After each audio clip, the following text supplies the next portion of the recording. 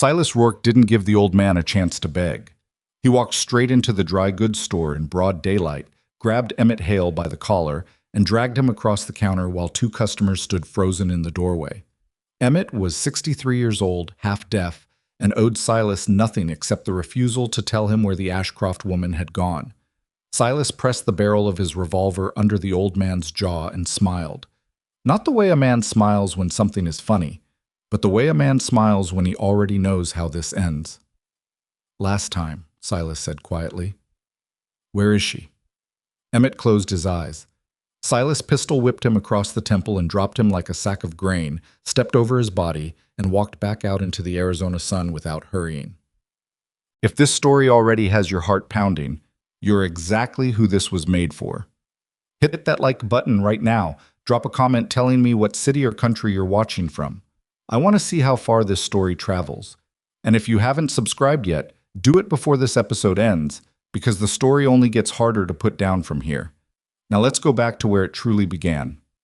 The Arizona Territory in the late 1880s was not a place that forgave weakness, and it was not a place that forgave difference either. The land itself seemed to be testing everyone on it. The heat in summer could crack leather and split wood, the winters came without warning, and the distance between one homestead and the next was long enough to remind a person that they were genuinely alone out here. Dry Creek was not the worst town in the territory, but it was far from the best. It had a sheriff who meant well, and a saloon that stayed open too late, and a church with a leaking roof that nobody had gotten around to fixing in 3 years.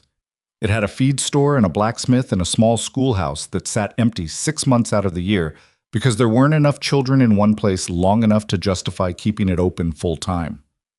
What it also had, and what made it different from other frontier towns of its size, was a story that everyone in Dry Creek knew and repeated and could not stop telling even when they were tired of it. The story was about a man named Thorne Callahan. Nobody agreed on exactly how tall he was. Some said 6'6", others swore 6'9". A few, the ones who had stood closest to him and had therefore the most reason to be certain, said he was nearly 7 feet, and that this estimate was if anything conservative. He was broad in the chest and wide in the shoulder, and his hands were so large that when he picked up a coffee tin it disappeared entirely inside his grip. His face had been worked over by sun and wind and at least 2 significant knife fights, and the scars on his left cheek and jaw gave him an expression that people read as menacing even when he was doing nothing more threatening than standing still. He'd ridden into Dry Creek 4 years ago, and nobody had wanted him to stay. He hadn't insisted on staying, he'd simply not left, which was a different thing entirely. He camped outside of town in a lean-to he'd built against a rock formation that blocked the worst of the winter wind, and he came into town when he needed supplies, and he left again without talking to anyone more than necessary. People got used to him the way you get used to a stray dog that keeps appearing at the edge of your property. Not entirely comfortable with it, not entirely willing to drive it off, just resigned to the fact that it exists. What the people of Dry Creek did not fully understand, because Thorne had never explained himself and was not the kind of man who would, was why he kept appearing when trouble came. 3 years back, a fire had taken the Delaney barn in the middle of the night, with 2 horses trapped inside. Thorne had kicked the door off its hinges and carried both horses out. Not led them, carried them, one under each arm, both animals too panicked to walk. He'd set them down 50 yards from the fire, checked them over with hands that moved with surprising gentleness for their size, and then walked back toward his camp without waiting for anyone to thank him. 2 years ago, when a flash flood had cut off the Massey homestead for 11 days, food supplies had appeared on the high ground above the waterline, wrapped in oilcloth, weighed down with stones so they wouldn't blow away. Nobody had seen who left them. The boot prints were enormous. 1 year ago, a traveling family's wagon had lost a wheel on the Mountain Pass Road, and the mother had been alone with 3 young children in dropping temperatures with no shelter and no way to move the wagon. She told the story later in the Dry Creek General Store, how something enormous had come out of the dark, and she'd screamed, and then the enormous thing had crouched down beside her broken wagon and pulled the axle straight with its bare hands, replaced the wheel, lifted the back of the wagon to let the wheel seat properly, and then spoken to her in a voice that was low and careful and said, "You'll make it down before dark if you leave now." She had cried telling it. Not from fear, from something she said she couldn't name exactly.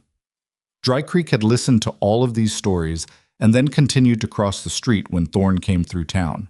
Because the truth is that what people believe about someone gets fixed in their minds early, and it takes a great deal more than evidence to pry it loose. They had decided who Thorne Callahan was before they knew anything about him, and every good thing he did got filed away in a different drawer, one labeled exception, anomaly, coincidence, while the original judgment stayed exactly where they'd put it. He was the frightening giant. He was the man who belonged to nobody.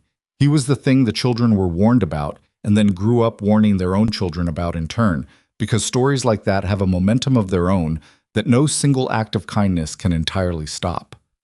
Thorne had stopped expecting anything different from people. That wasn't bitterness, or at least he told himself it wasn't. It was just a kind of math. He'd done the arithmetic of human nature often enough that the answer no longer surprised him. He still helped when he saw something that needed helping. He didn't do it for gratitude. He did it because it needed doing. What? Vivian Ashcroft arrived on the westbound stage on a Tuesday afternoon in late September, and she stepped down from that coach into the dust of Dry Creek's main street carrying a canvas bag, a leather satchel stuffed with papers, and the expression of a woman who had already made up her mind about several things and was not in the mood to unmake them. She was 31 years old, which in the frontier meant she was old enough to be taken seriously, but young enough that certain men still felt entitled to tell her what she couldn't do. She'd been a school teacher in Missouri for 6 years, not because it was the only thing available to her, but because she'd been good at it and had genuinely liked the work. She had the kind of directness in her manner that made some people uncomfortable and other people very grateful, and she'd learned early that these two groups tended to correspond almost exactly with the people who wanted things from her and the people who wanted things for her. Her aunt, Margaret Ashcroft, had died in July. They had not been close, so distance and circumstance had made sure of that, but the letter from the attorney in Dry Creek had been clear enough. Margaret had left her ranch to Vivian, the only surviving family member. The ranch was called the Copper Bar. It sat on 240 acres of semi-arid land 8 miles outside of town, had a main house, 2 outbuildings, a functional well, and approximately 60 head of cattle that had last been properly inventoried 2 years prior. What the attorney's letter had not mentioned, because attorneys rarely lead with bad news, was that the Copper Bar had been mortgaged against a debt of $900 owed to a man named Garrett Finch, who owned the Dry Creek Bank and 3 other properties in the county, and that this debt had 2 months remaining before it came due, or that the fence lines were broken in at least 6 places, or that the well was working in the technical sense of still producing water but needed substantial repair before the next dry season, or that the 60 head of cattle had, over the past summer, become closer to 40. Vivian learned all of this in the space of about 40 minutes in the attorney's office, sitting in a chair that squeaked every time she shifted her weight, listening to a man named Pollock explain her inheritance to her in the careful tone of someone who expects to be blamed for the news he's delivering. She did not cry. She took notes. "The debt to Mr. Finch," she said when Pollock had finished. "Is there any question about its validity?" "None that I've found," Pollock said. "The paperwork is in order." "And if I can't pay it?" "Finch has the right to foreclose. He's been patient, in fairness. He extended the original deadline once already, 6 months ago." Vivian set her pencil down on the edge of his desk. Out of the goodness of his heart, Pollock cleared his throat. He had hoped, he expressed some interest in, "Your aunt was a widow, and Finch is—" "I understand," Vivian said. She picked up her pencil again. "What's the condition of the cattle?" She left Pollock's office an hour later with a clear picture of the problem and no illusions about it being anything other than very serious. She bought supplies from the general store with money she'd been saving for 2 years, rented a horse from the livery, and rode out to the Copper Bar in the last hour of afternoon light. She had seen difficult situations before.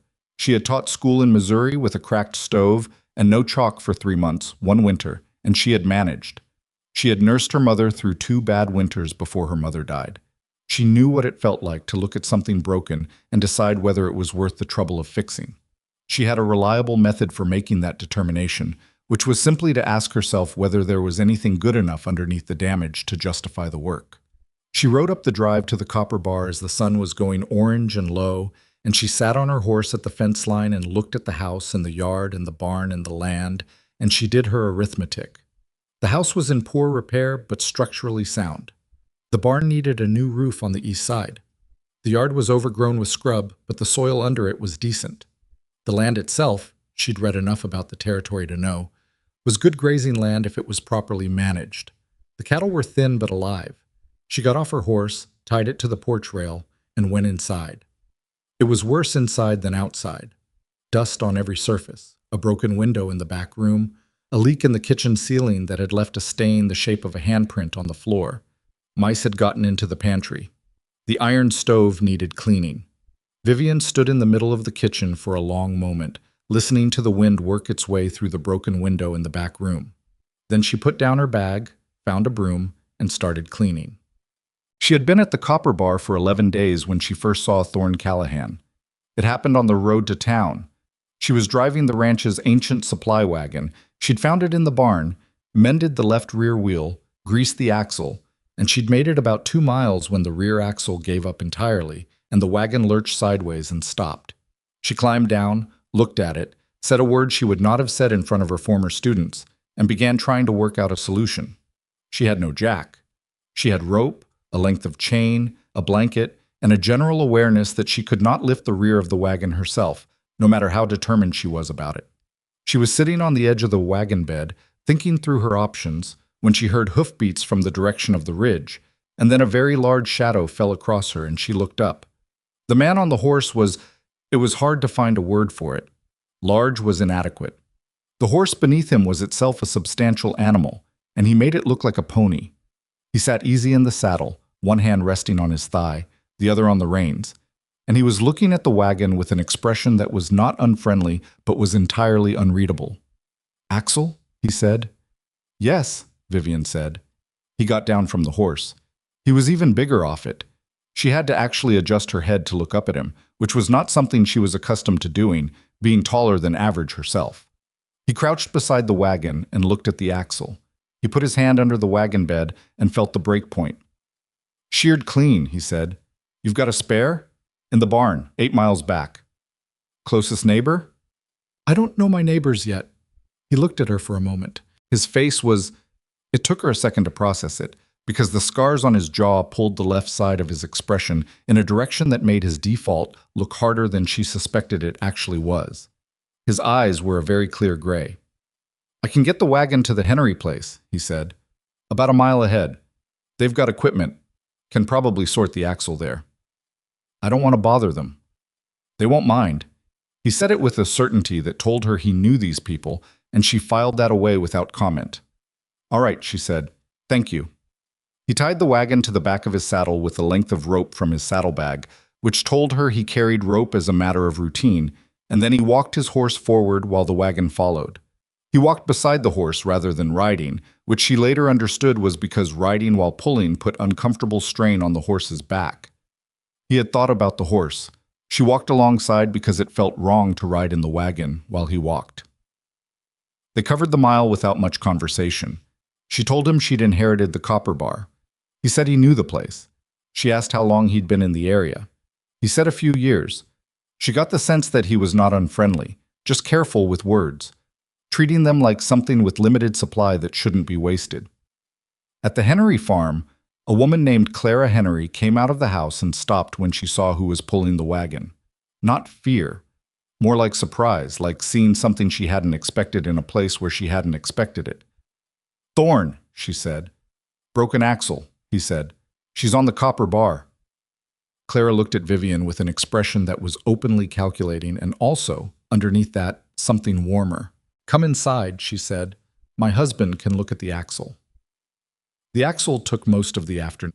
While Jim Henry and Thorne worked on it in the yard, Thorne doing the heavy lifting, Jim doing the technical work, both of them communicating mostly in grunts and pointed silences. Clara made coffee and sat with Vivian at the kitchen table and told her things she needed to know. About Garrett Finch. "Don't trust that man further than you can spit uphill. He's been collecting properties in this county for 3 years by any means he can find. Your aunt's debt didn't happen by accident." About Dry Creek. "Good people mostly, scared ones sometimes. Scared people do things they regret." About Thorne. Clara lowered her voice, not out of secrecy, but out of some habitual consideration.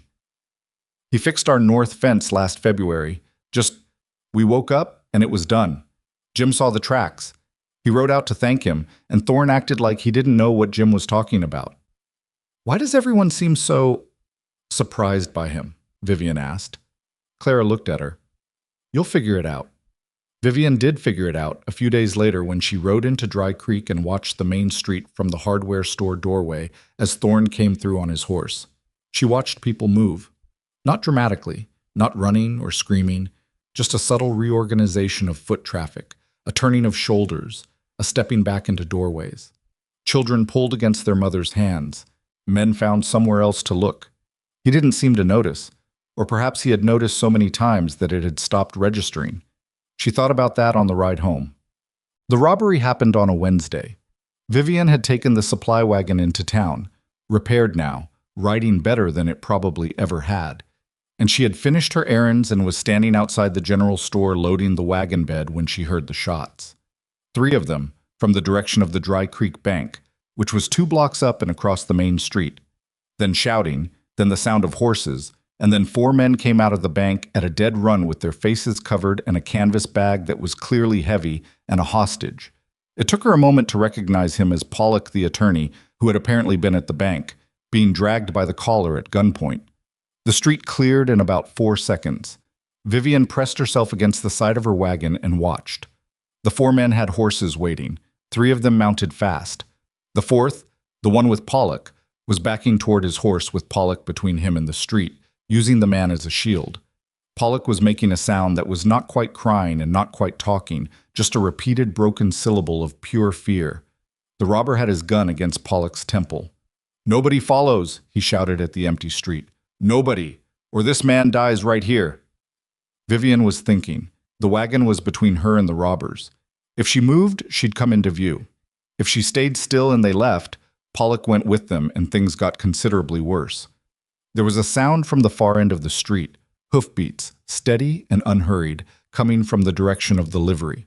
Thorne came around the corner on his gray horse at a walk. He was not drawing a weapon. He was not hurrying. He rode directly up the center of the street toward the 4 men as if they were simply in his way, and the sheer scale of him on that horse, the shadow he cast in the afternoon sun, was something that the lead robber clearly was not prepared for. "Get back," the man shouted. "I said get back, or this man, I'll shoot him. I swear I will." Thorne stopped his horse 20 feet away. He looked at the man. He looked at Pollock. He looked at the man again. "You're scared," Thorne said. His voice was calm and quiet, not loud, but the street was so silent that every word carried. "Scared men make mistakes. You don't want to make this particular mistake. Back your horse up.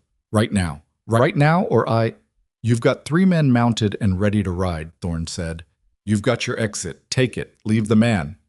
"Who the hell are you?" "Doesn't matter who I am. What matters is that you're running out of time to make the smart choice here." The robber's gun hand was shaking.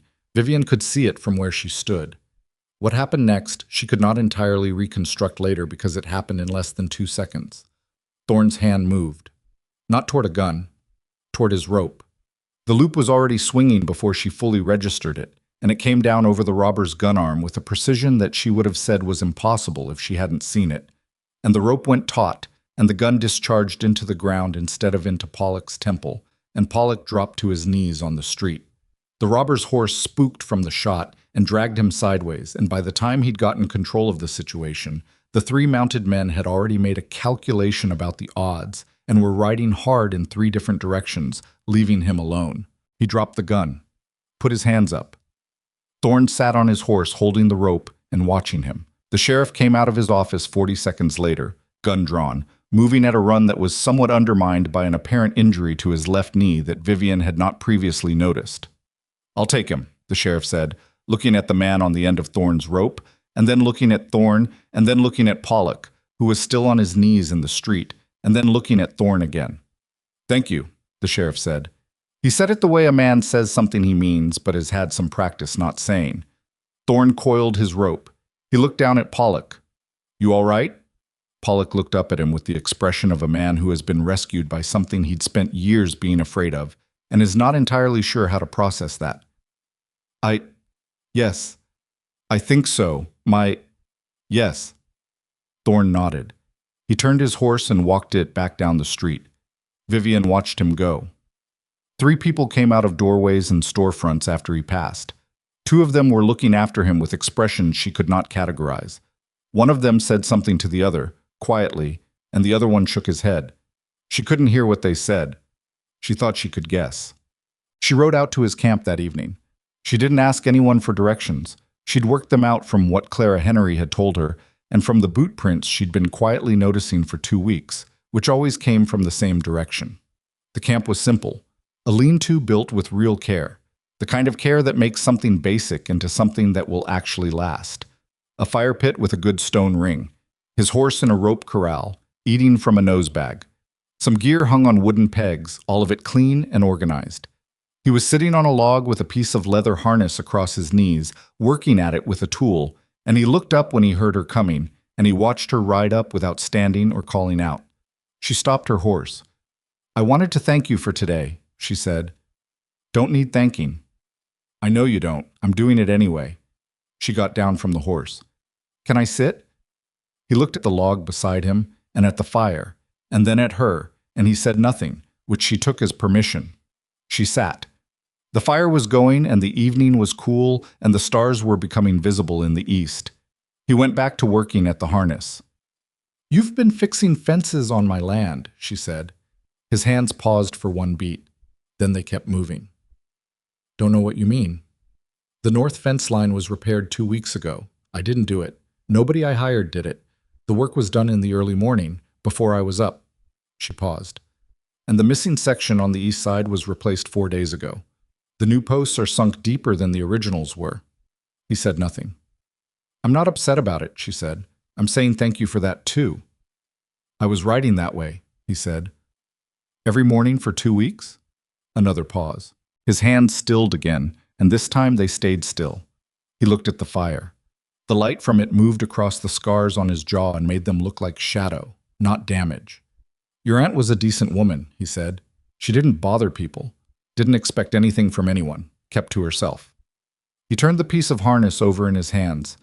Seemed wrong to let the place fall apart when someone new was trying to make a go of it. "You knew her?" "Knew of her. Saw her in town sometimes." Vivian thought about that. "Did she know you were the one fixing things on her land?" "Probably figured it out." "Did she ever come and thank you?" He almost smiled. It was a small thing, barely there, but she saw it. A slight change at one corner of his mouth, the unscarred side. "Brought me a pie once," he said. "Set it on that rock over there and left without saying a word." Vivian looked at the rock he'd indicated. "What kind?" "Apple." "Smart woman," Vivian said. He looked at her then, directly, for the first time since she'd sat down. It was an evaluating look, but not an unfriendly one. "You're not afraid of me," he said. "No." "Most people are." "I know." She met his look. "You find that useful or inconvenient?" He thought about it, genuinely thought about it, which she hadn't expected. "Depends on the day," he said finally. She almost smiled herself. Honest answer. They sat for a while in a silence that was comfortable in the way. Silences sometimes are between 2 people who are both accustomed to quiet and have no need to fill it with noise. The fire burned down a little. His horse moved in the corral. Somewhere down the hill, something rustled in the scrub. "The man who tried to take Pollock," she said eventually. "Did you know there were 4 of them when you rode up?" "Saw the horses before I came around the corner." "And you still rode up the middle of the street?" "Somebody had to." She looked at him sideways. "Did you have a plan?"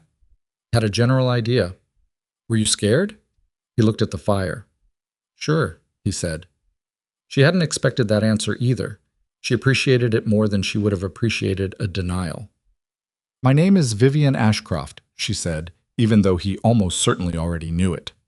"Thorne Callahan," he said, even though she certainly already knew it. They shook hands. His hand enclosed hers entirely, which she had expected, and the grip was careful in a way she suspected it always was, calibrated to the size of the other person, which took a kind of constant awareness she doubted anyone else ever thought to credit him for. She got on her horse as the stars came fully out. "I'll probably need the wagon looked at again next week," she said. He said nothing. "If you happen to be riding that way," she said. She rode home in the dark with a different picture of the territory than she'd arrived with. So, not easier, not less complicated, but truer somehow, like something that had been blurred for a while was starting to come into focus. She did not yet know about Silas Rourke. Nobody in Dry Creek had warned her, because nobody in Dry Creek knew yet that Rourke had gotten word about the copper bar, or about what Rourke believed might be buried on it. But word travels fast in the territory, and 300 miles to the east, a man with cold eyes and 30 men at his back had already started writing. The trouble was already on its way. It just hadn't arrived yet. The week after the robbery, Dry Creek went back to being Dry Creek. That was the thing about frontier towns. They absorbed shock the way dry ground absorbed rain, fast and without much trace. By Thursday, people were talking about the price of feed corn and the condition of the North Road and whether the Hendersons were going to make it through the winter, and the bank robbery had settled into the category of things that had happened and been dealt with and no longer required active discussion. Pollock had gone back to his office. The sheriff had locked up the one robber they'd caught. The other three were somewhere out in the territory and probably would stay there.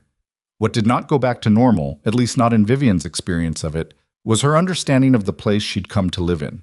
She'd been watching people for 3 weeks now, the way you watch a classroom at the start of a new term, trying to figure out who's who before you commit to any assumptions. And what she kept coming back to, no matter how she arranged the evidence, was this. The people of Dry Creek were not bad people. They were just people who had decided something early and built a lot of structure on top of that decision, and the structure was now load-bearing, which made it very hard to take apart without everything else shifting uncomfortably. The decision they'd made was about Thorne Callahan, and the structure they'd built on it was the particular peace of mind that comes from believing you already know who the dangerous thing is and where it lives. She thought about this on the ride to the Henry place, where Clara had invited her for the kind of informal visit that was also, she suspected, Clara's way of making sure Vivian was managing. Jim Henry was out working the east pasture when she arrived, and Clara made coffee and they sat at the kitchen table with the window open to the late September air, and Clara asked questions about the ranch that were practical in phrasing but something else underneath. "Fence lines holding?" Clara asked. "Better than they were," Vivian said. "Someone's been helping." Clara looked at her over her coffee cup. "Someone? He doesn't like to be thanked for it." "No," Clara agreed. "He doesn't." She set her cup down. "You've talked to him?" "A few times. He came by the ranch twice last week. Not to the house, just working on the east pasture fence. I brought out coffee and he drank it and we talked for a while and then he went back to work." Clara was quiet for a moment in a way that told Vivian she was organizing something she wanted to say carefully. "People in town," she started, and then stopped. "I know what people in town think," Vivian said. "I'm not defending it." "I didn't say you were." Clara nodded. "He fixed our roof 3 winters ago. Jim had broken his wrist and we had a bad ice storm coming and I didn't know what we were going to do. I woke up and it was done." She looked at the table. Jim cried. He didn't tell me that for 6 months, but he did.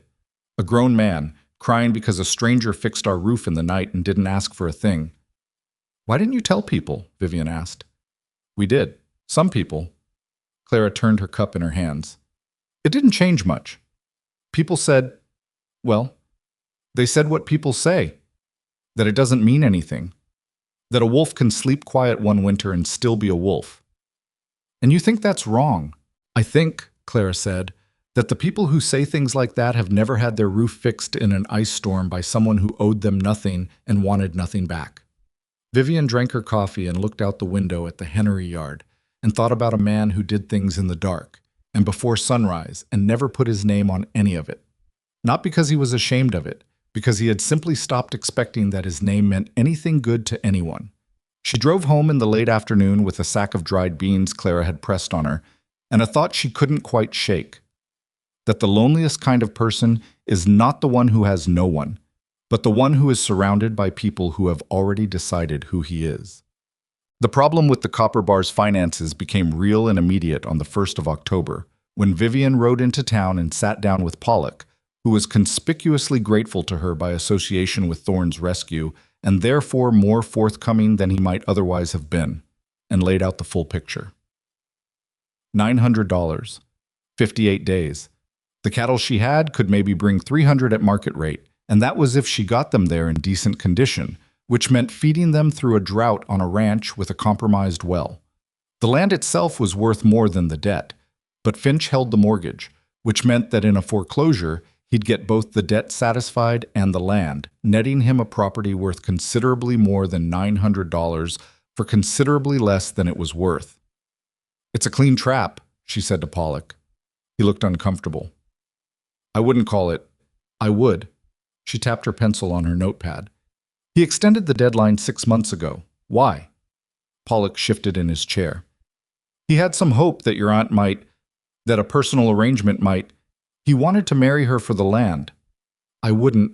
"Mr. Pollock," Vivian said, "I used to teach children. I can tell when someone is trying to say something without saying it. Please just say it." Pollock sighed. "Finch made an offer of marriage to your aunt. She declined. He extended the deadline anyway, hoping she'd reconsider. She didn't. And now I've inherited her debt and her land and presumably her position as the target of his offer." Pollock was looking at the ceiling. "Has he said anything?" Vivian asked. "He mentioned that he'd like to call on you," Pollock said carefully. "He said he understood the situation might be, that a woman alone might appreciate—" "Thank you," Vivian said. She closed her notepad. "That's very clear." She walked out of Pollock's office into the October sun and stood on the boardwalk for a moment and breathed. The anger was clean and useful, which was the best kind. She let it sit in her chest and told herself to keep it there, not to spend it too fast because she was going to need it for something specific. Garrett Finch found her before she reached her wagon. He was not what she'd pictured. She'd pictured something oily and obvious, the way villains often were in cautionary stories. But Finch was a trim, well-dressed man in his early 50s with a courteous manner and careful eyes and the particular kind of smile that never fully involved his upper face. He introduced himself with a handshake that lasted a half-second too long. "Miss Ashcroft," he said, "I've been hoping to have the chance to welcome you properly to Dry Creek. I was sorry about your aunt." "Thank you," she said. "I imagine you've been getting settled at the Copper Bar. It's a good piece of land, a little rough around the edges right now, but good bones." "Yes. If you ever want to talk about the situation, the financial situation, my door is always open. I want you to know that I'm not a man who looks for trouble with people who are dealing with difficult circumstances. There are arrangements that might be worth discussing." He looked at her with those careful eyes, and she looked back at him, and they both knew exactly what kind of arrangements he meant. "I appreciate that," she said. "When I'm ready to talk about the debt, I'll come and see you." "Of course." The smile again. "I hope you'll let me know if there's anything else I can do. A woman managing a ranch alone out here, it's admirable, but it can be very hard."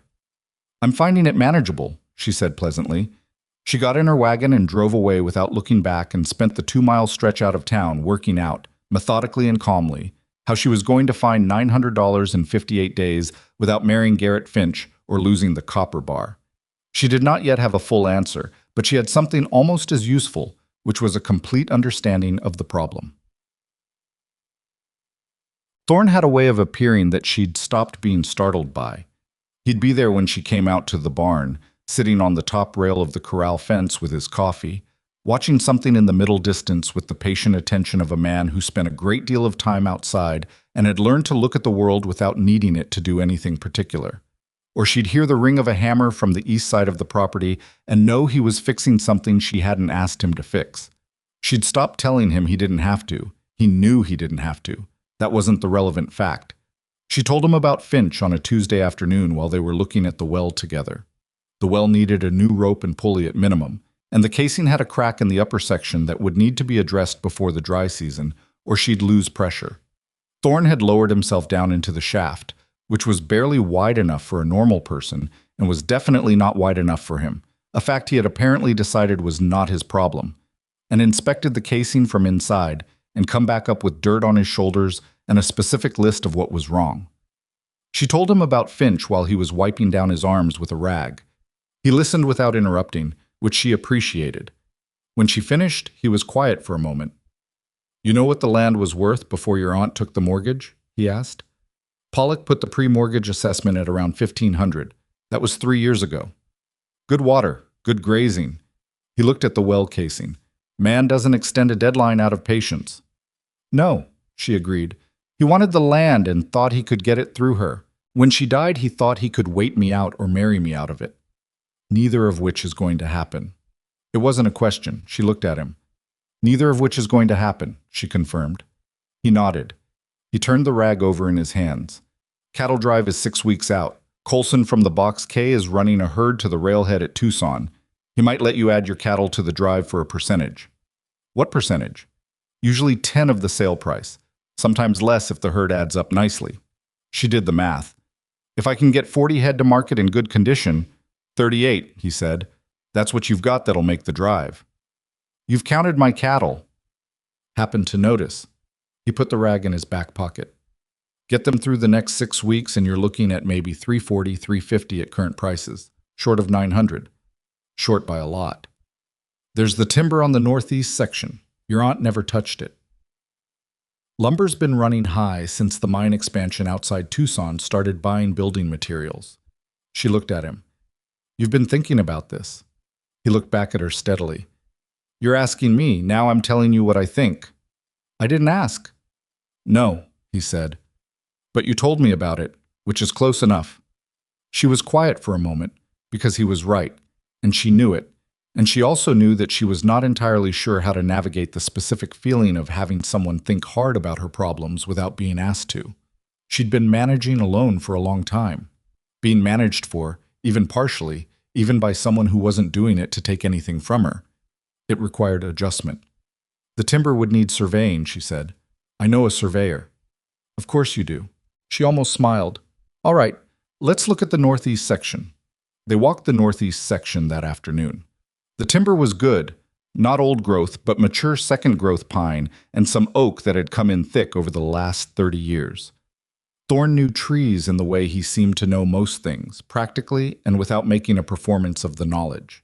He told her which stands were worth cutting and which to leave and why, and she took notes and asked questions and he answered them without condescension, which she was noticing was one of his consistent qualities. When they came back to the main house as the light was going, she made coffee and he sat at the kitchen table, which was the first time he'd been inside the house. He filled up too much of the room and seemed aware of it in the way he always seemed aware of the space he occupied. A constant low-level management of himself relative to the furniture and walls and other people, making himself smaller than he was through some effort of posture and placement. She asked him once, while she was pouring the coffee, why he stayed out here. Not in the territory. In this part of it, outside of a town that clearly didn't want him. He thought about it. Good land, he said, and I've got history with some of the people here. Old history. Most of them don't know it. He wrapped his hands around the coffee cup, which disappeared inside them. Hard to leave a place you've already decided is home, even when home's not always comfortable. Have you ever had somewhere that was comfortable? He looked at the table. Once or twice. For a while. He didn't say more, and she didn't push. She pushed on other things. The fence line on the south section, the condition of the barn roof, the question of whether the cattle were getting enough water from the secondary stock pond. He had opinions on all of it, and he delivered them straight, without hedging or the particular kind of gentleness that was really a form of condescension toward women who were trying to run things. She found this very refreshing and told him so. Most men in this county, she said, tell me things like I might not be able to hear them properly. Seems like a waste of everyone's time, he said. Significant waste, she agreed. He finished his coffee and stood up.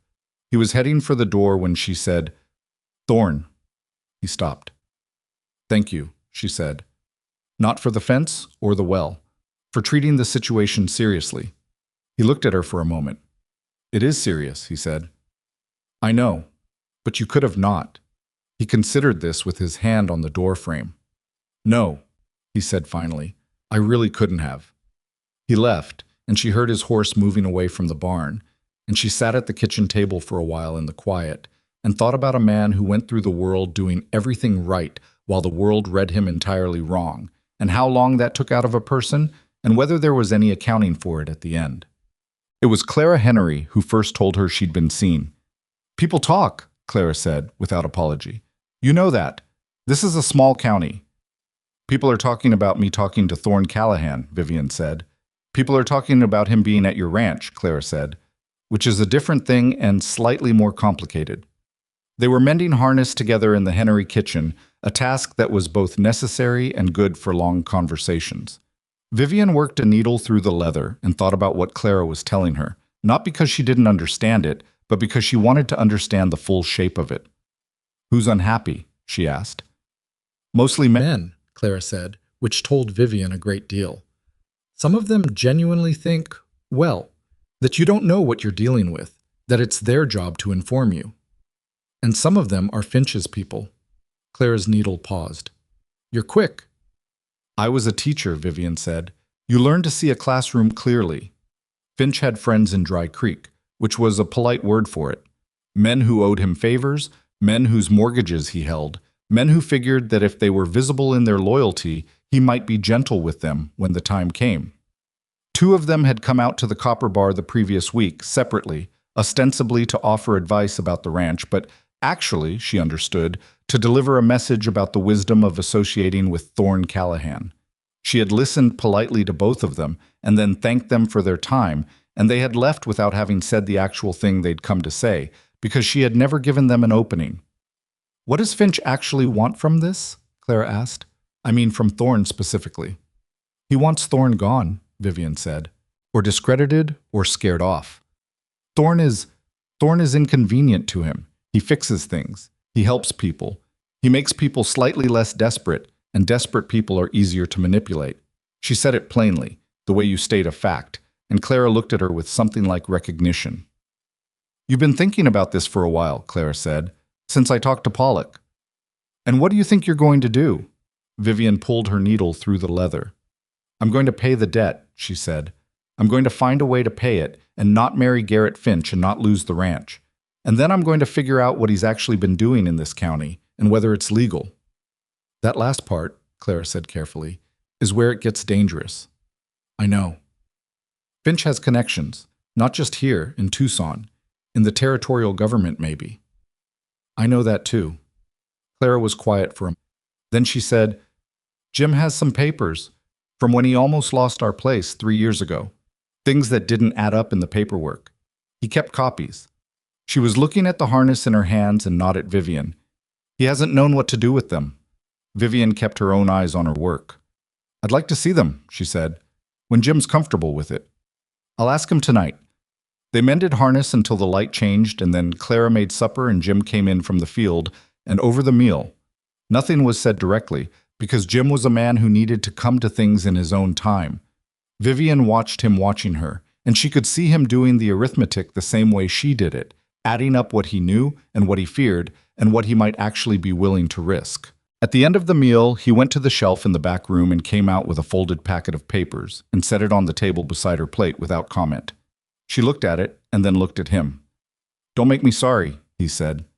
"I won't," she said. She rode home in the dark with the papers inside her coat, against her ribs, and somewhere on the road between the Henry place and the Copper Bar, she heard a rider parallel to her in the trees. Not threatening, not approaching, just there, making sure she got home. She didn't say anything, and the rider didn't either, and when she reached the gate of the Copper Bar, the sound faded back into the dark the way it had come. She went inside and lit the lamp and sat down at the kitchen table and opened Jim Henry's papers. She read for 2 hours. When she was done, she sat for a while with her hands flat on the table and the lamp burning low and worked through what she now knew. Because what Jim Henry's papers showed, clumsily, with the gaps that a non-lawyer records things with but records nonetheless, was that Garrett Finch had been doing something very specific in Dry Creek County for 3 years.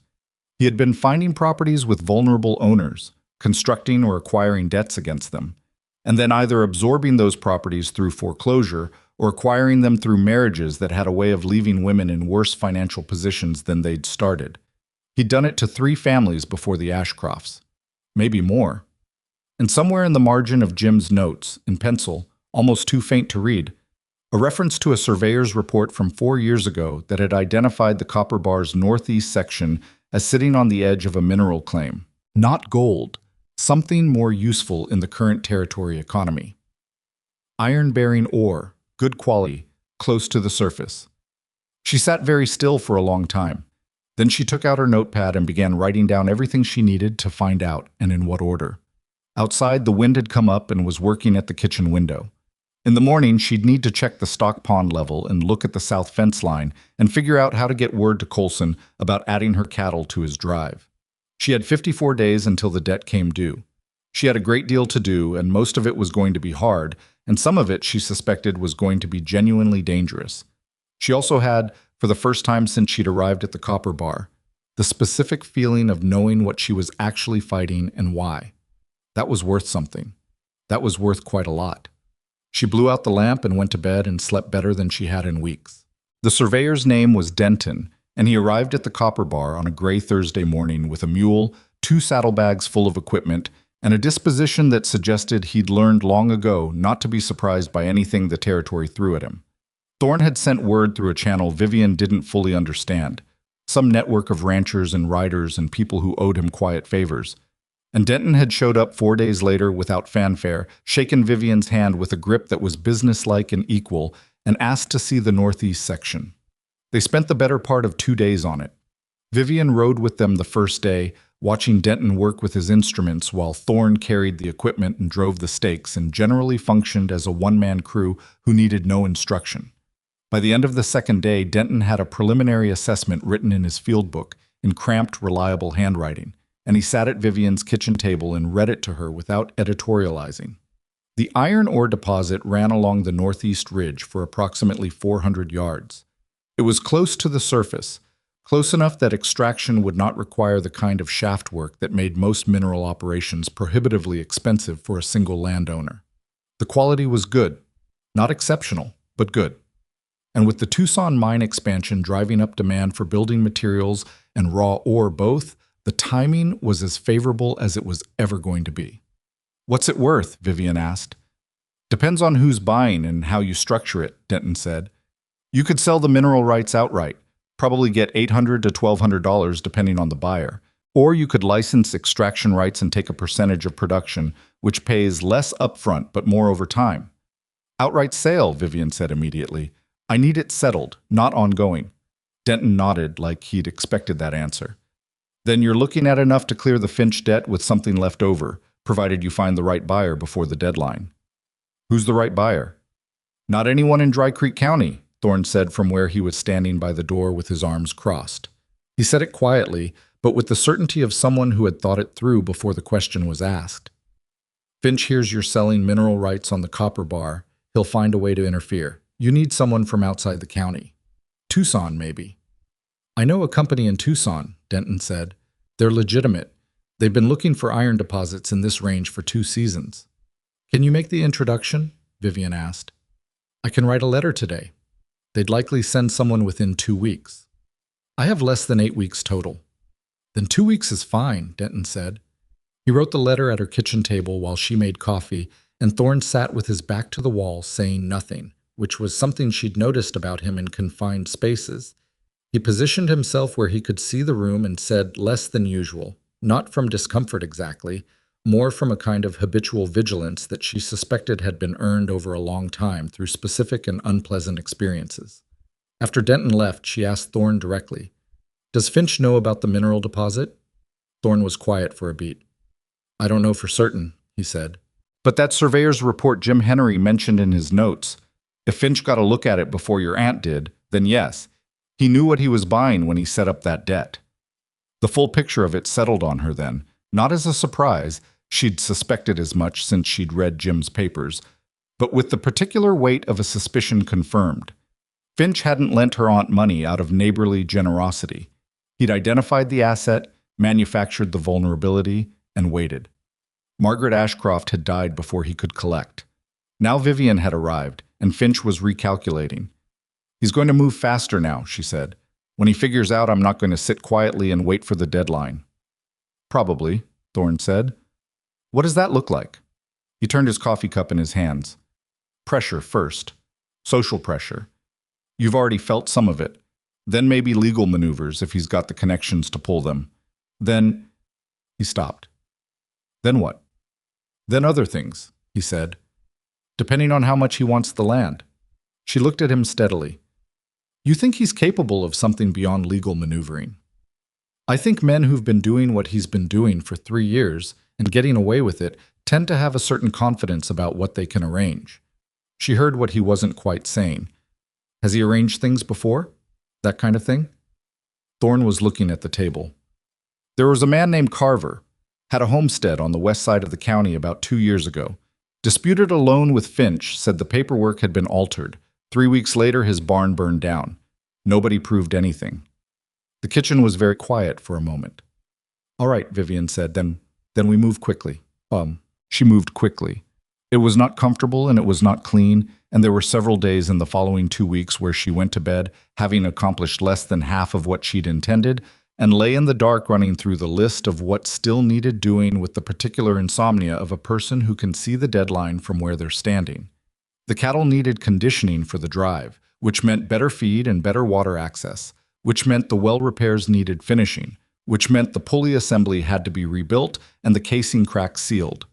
Thorne did the structural work. Vivian ordered the hardware from town and spent an afternoon at the well herself, knee-deep in red mud, sealing the crack with a lime mixture that the hardware man had recommended and that worked better than she'd expected.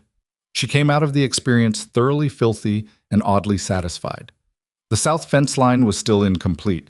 2 ranch hands she'd hired for the month, Owen, who was 17 and willing, and a taciturn older man called Stubbs, who worked without complaint and needed minimal direction, handled most of the post work while she ran the wire.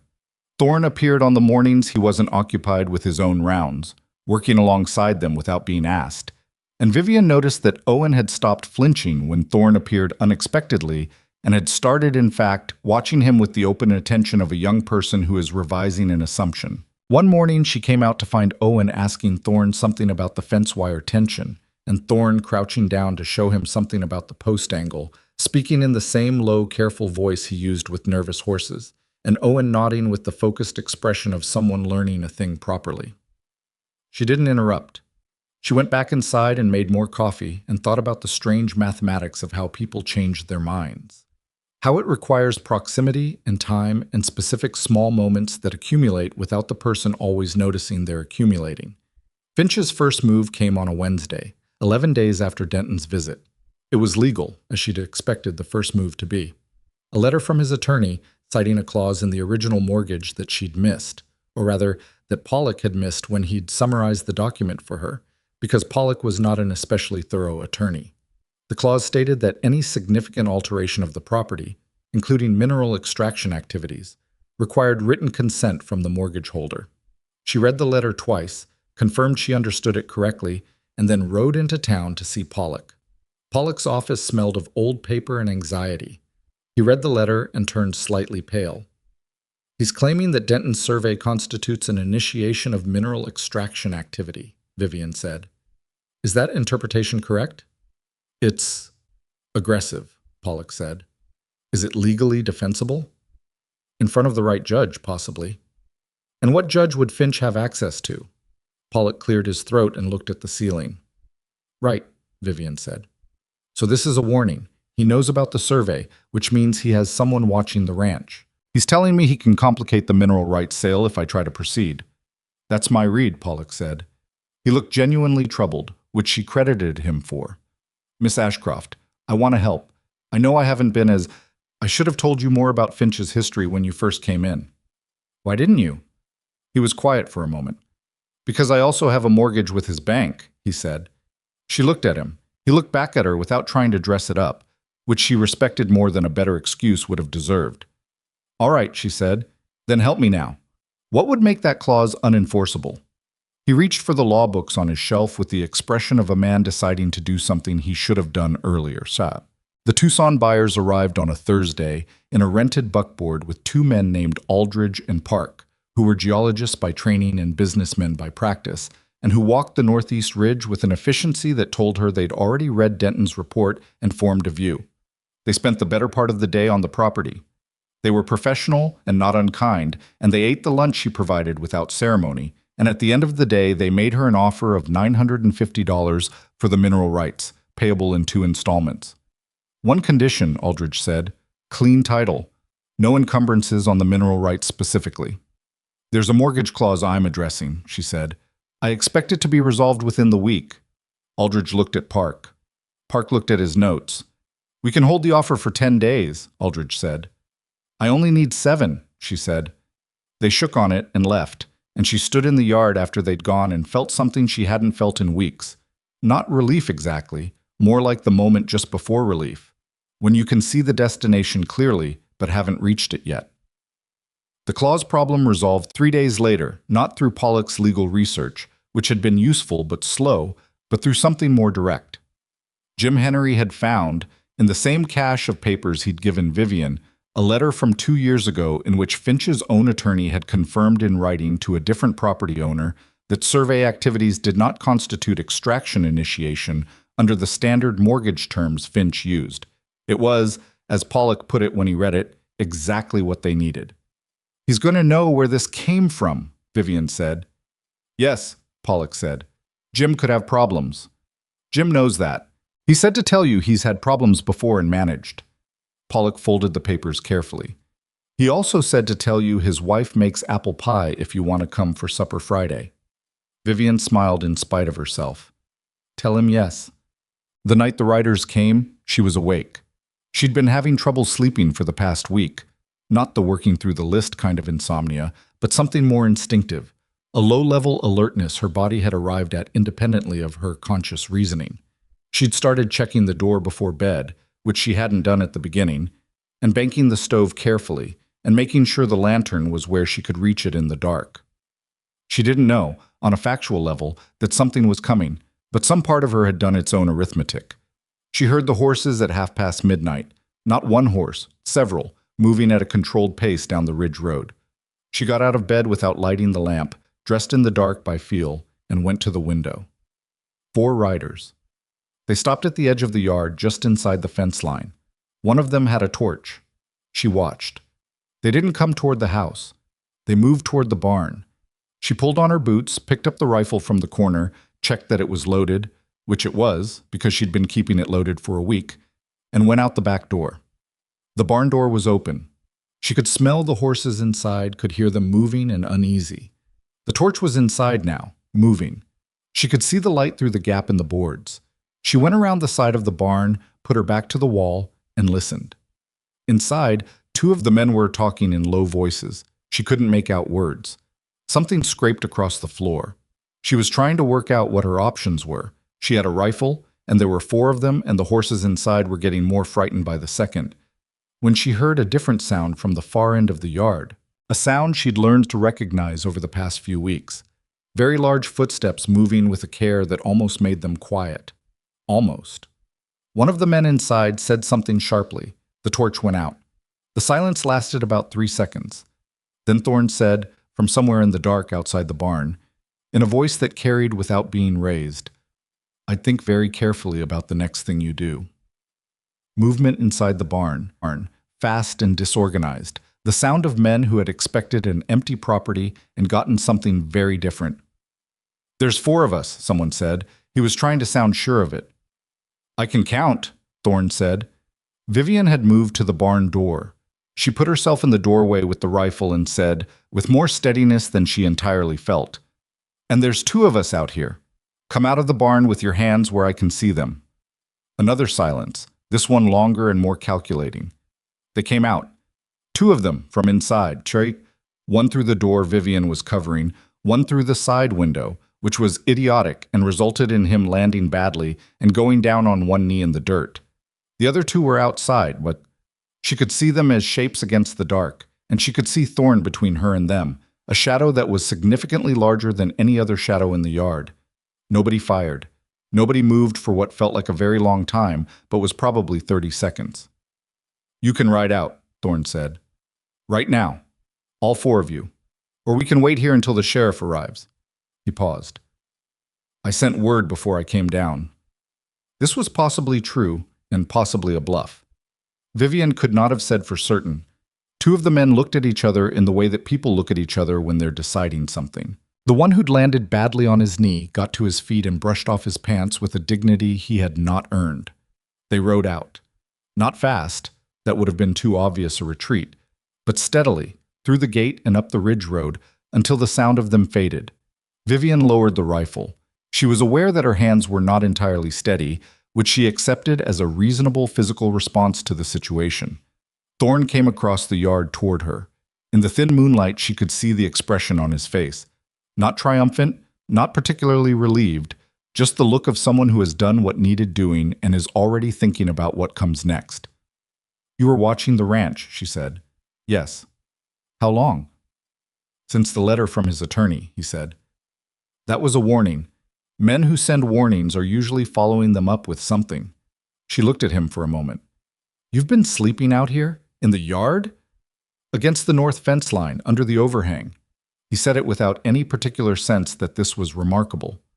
"Thorn," she said. "It was fine, warm enough." She looked at the barn and then at the yard and then back at him. There were things she could say about gratitude, about the fact that he'd spent a week sleeping against a fence in the cold without telling her, about what that meant. She could see he was already uncomfortable with the direction of the conversation and hadn't even let her start it. "Come inside," she said instead. "I'll make coffee." "It's 1 in the morning." "Yes, and we're both awake and one of us has been sleeping against a fence for a week, so come inside and drink coffee and tell me what we do next." He came inside. He sat at the kitchen table and drank coffee, and they talked until 2 in the morning about what Finch would likely do now that a direct approach had failed. Thorne thought the next move would be legal or financial, pressure on the timeline, interference with the Tucson buyers, something designed to collapse the mineral sale before it could close. Vivian thought so too, and she had already spoken to Pollock about protecting the transaction. What neither of them said, though she thought they were both aware of it as a thing underneath the practical conversation, was that the rules of the situation had shifted. Men who sent riders in the night to torch someone's barn were men who had made a decision about what they were willing to do, and that decision didn't easily go back in the box. The news about Silas Rourke reached Dry Creek on a gray Monday, and it reached in the particular way that bad news in small frontier towns usually travels. Not through official channels, not through the sheriff's office, but through a man who'd ridden hard from 2 counties east with the specific expression of someone delivering information he wishes he didn't have. His name was Tatum, and he came into the Dry Creek General Store at 9 in the morning, drank half a cup of coffee in one swallow, and said in a voice that was not quite steady, "Rourke's outfit hit the Caldwell station 2 nights ago. 30 men, maybe more, burned it flat and killed 2 of the hands who tried to stop them." The store went quiet. "What's he moving toward?" the sheriff asked. He'd come in for tobacco and was still holding it, unlit. Tatum turned his cup in his hands. "That's the thing," he said. "He's asking about the copper bar." Vivian was not in the store when this happened. She heard about it from Clara, who'd heard it from Jim, who'd been buying nails and witnessed the whole thing. And Clara came out to the copper bar that afternoon, driving her own wagon fast, and with an expression that meant business. She told Vivian everything Tatum had said. Vivian sat at the kitchen table and listened, and when Clara was done, she said, "Why the copper bar?" "Jim thinks—" Clara stopped. "Jim thinks there might be a connection to the buried payroll story. You've heard it?" She hadn't. Clara told it to her. It was one of those frontier legends that was vague enough in its details to be impossible to verify, and specific enough in its geography to be impossible to ignore. 20 years ago, a military payroll shipment had gone missing somewhere in the range east of Dry Creek. The soldiers escorting it had been killed, the money never found. Over time, the story had attached itself to various locations in the county, and at some point, Clara didn't know exactly when, it had attached itself to the copper bar. "That's what he's coming for," Vivian said slowly. "He thinks the gold is buried on my land." "Or someone told him it is," Clara said, "which may not be the same thing as it actually being there." Vivian was very still for a moment. Then she said, "Who would benefit from sending an armed gang toward this property, right now?" Clara went quiet. The answer was the same answer it kept being. Finch couldn't legally break the mineral sale if it went through properly, not without exposing the fraud in his original loan arrangement, not with Pollock now working against him, not with the letter Jim had found. But if the property was destroyed, or if Vivian was driven off it, or if the transaction was disrupted by chaos that couldn't be traced directly to him. "He didn't send them," Vivian said carefully, "but someone told Rourke the story. Someone pointed him here." Clara pressed her lips together. "You can't prove that." "Not yet. Not yet," Vivian agreed. She went outside after Clara left and stood in the yard looking at the ridge road and the property and the fence lines that were mostly repaired now, and the barn that was still standing, and the well that was working properly for the first time in probably 2 years. She thought about her aunt, who had managed this place alone and been slowly still not given it up. She thought about 30 armed men. She went to find Thorne. I was at the east pasture, checking on the cattle, and he was already turning when she came across the field, as if he'd heard something in the way she was walking. She told him everything, Rourke, the payroll story, her suspicion about Finch, all of it, standing in the east pasture with the cattle drifting around them and the sky going to weather in the west. He listened to all of it without interrupting, and when she finished, he was quiet for a moment. That was not an empty moment. She could see him thinking, the way he always thought, methodically and without panic. "How far out are they?" he asked. "Tatum said 2 counties east. Clara thinks 3 or 4 days." "Then we've got time to think and not enough time to waste." He looked at the ridge road. "The sheriff's got 6 deputies. Most of the ranchers in the county have rifles and reasons to use them. The question is whether people will stand together or stay home and hope Rourke goes to someone else's property." "Will they?" He looked at her directly. His gray eyes were steady and completely without false comfort. "Some will, some won't. People are scared." "How do we change that?" "You talk to the ones who might. Knock on doors. Don't make it about me or the copper bar. Make it about Rourke. He's not going to stop here. If he burns this property and finds no gold, he'll move to the next one. People know what Rourke is." "And you?" she asked. "I'll do what I can." "That's not an answer." "It's the only one I've got right now," he said, and there was something in his voice that wasn't quite like any of the previous things she'd heard from him, a weight she couldn't place exactly. She let it go. She started knocking on doors the next morning. She was not by nature a person who asked for things from people she didn't know well, and she was aware that several of the people she was going to was people who were either indifferent to her or allied with Finch or simply uncertain about a woman who'd shown up 2 months ago and immediately started making trouble. She went anyway. The Henry place, where the answer was immediate and yes. The Colson Ranch, where she had to argue for 30 minutes with old Colson himself, who was 72 years old and didn't believe in other people's problems, before his son stepped in and said they'd come. The Macy homestead. The 2 brothers who ranched the section south of the Ridge Road. The retired deputy who lived alone 3 miles north of town and who opened his door and listened and said, without apparent deliberation, "When do you need me there?" She talked to the sheriff, who looked at the situation and his 6 deputies and the numbers Tatum had given and said the same thing Thorne had said, which was that some people would come and some people wouldn't, and you couldn't know in advance which was which. "I can't guarantee enough men to stop 30, the sheriff said. "I'm not asking for guarantees," she said. "I'm asking for what you've got." He agreed to bring what he had. She rode back toward the copper bar on the 3rd evening, 3 days before Tatum's estimate said Rourke would arrive, with a rough count of how many people had said yes, and how many had said maybe, and how many had said no. The yes count was better than she'd feared and worse than she'd needed. Thorne was sitting on the porch rail when she came in, which was unusual. He rarely came to the house without a specific reason. He watched her get down from the horse and tie it and come to the porch, and he could apparently read the count on her face because he said, "How many?" She told him. He nodded slowly. "It might be enough," she said. "Or it might not," he said. "Yes."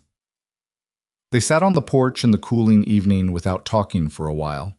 The 2 of them, in the particular kind of quiet that exists between people who have said most of what there is to say and are now just waiting, together, for what comes next. Whatever came next was 3 days away. The copper bar was as ready as she could make it. The mineral sale paperwork was in Pollock's safe. The cattle were watered, and the fence was up, and the people who were coming were coming. There was nothing left to do but hold. Rourke came on a Thursday, which nobody had predicted, because Tatum's estimate had said Friday at the earliest and Sunday was more likely, and the 1 extra day had given people a false sense of margin that evaporated completely when the Ridge Road lookout, Owen, who had volunteered for the early watch because he was young enough to think volunteering for dangerous things was a good idea, came riding down at a dead gallop just after breakfast with his face the color of old ash. "They're coming," he said. "Ridge Road. I counted at least 25. Vivian was in the yard when he came in. She heard the hoofbeats from inside, came out still holding her coffee, and had the situation assessed in about 4 seconds. She set the cup on the porch rail and said, "Get inside and tell Stubbs to move the horses to the back corral.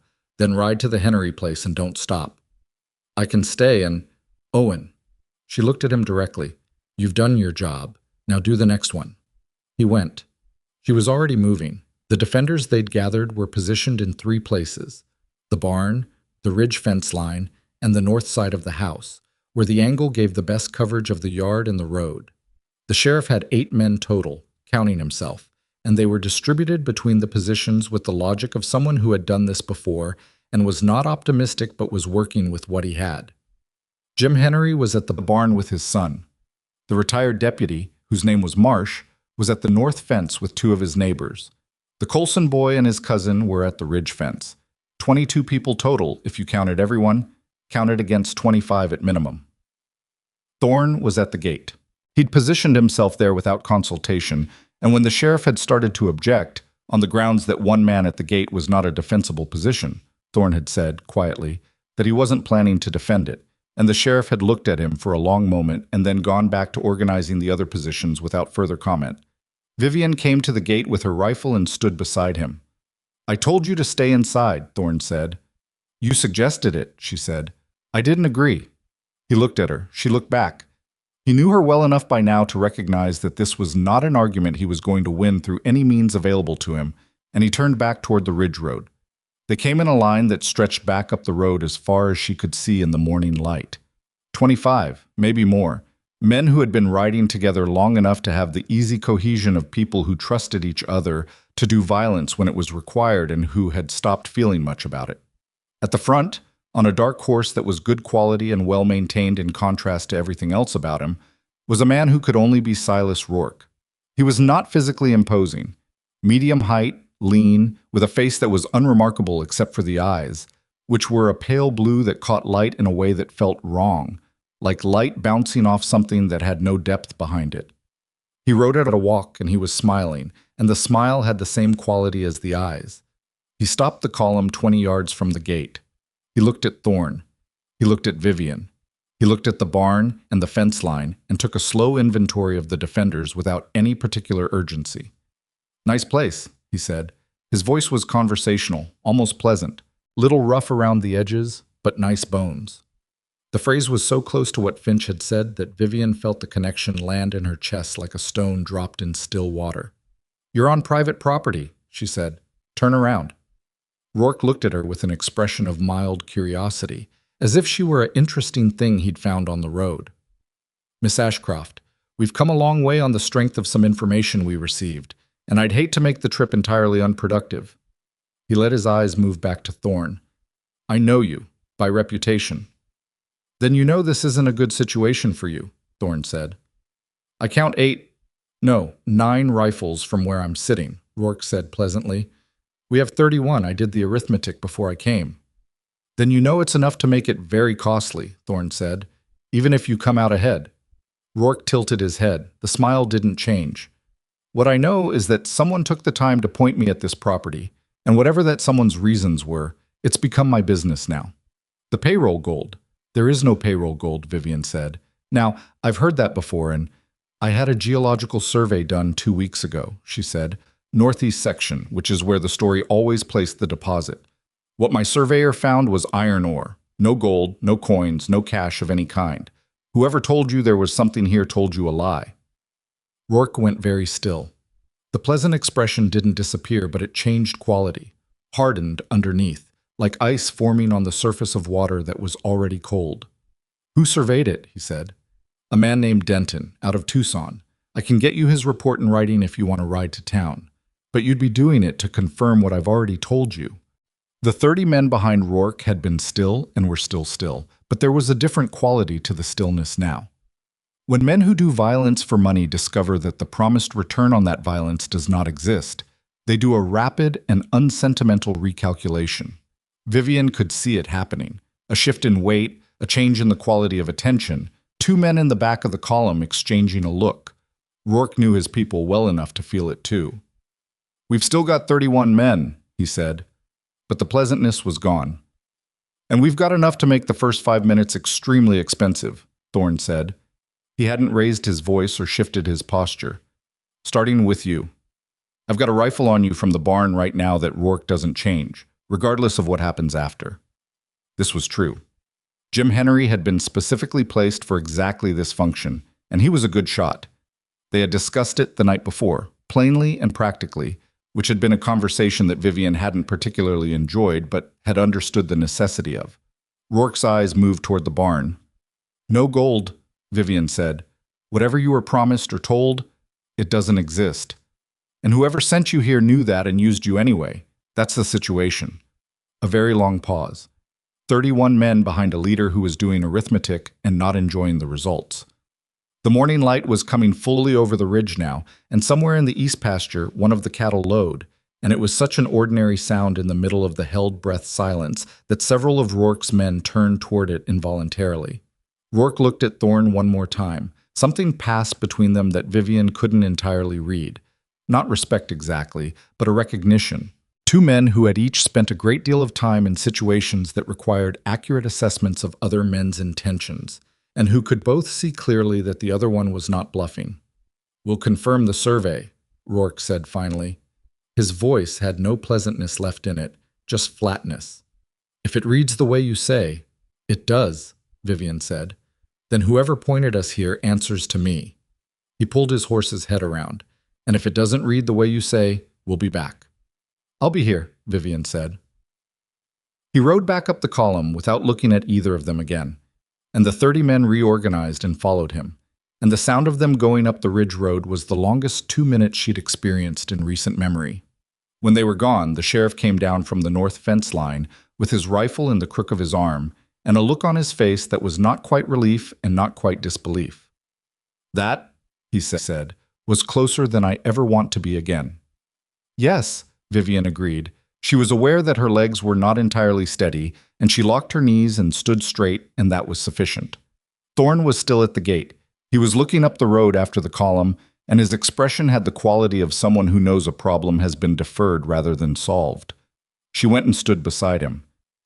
"He's going to find out about Finch," she said quietly. "Yes." Is that a problem or not a problem?" Thorne turned from the road. "That depends entirely on what Rourke decides to do with the information," he said.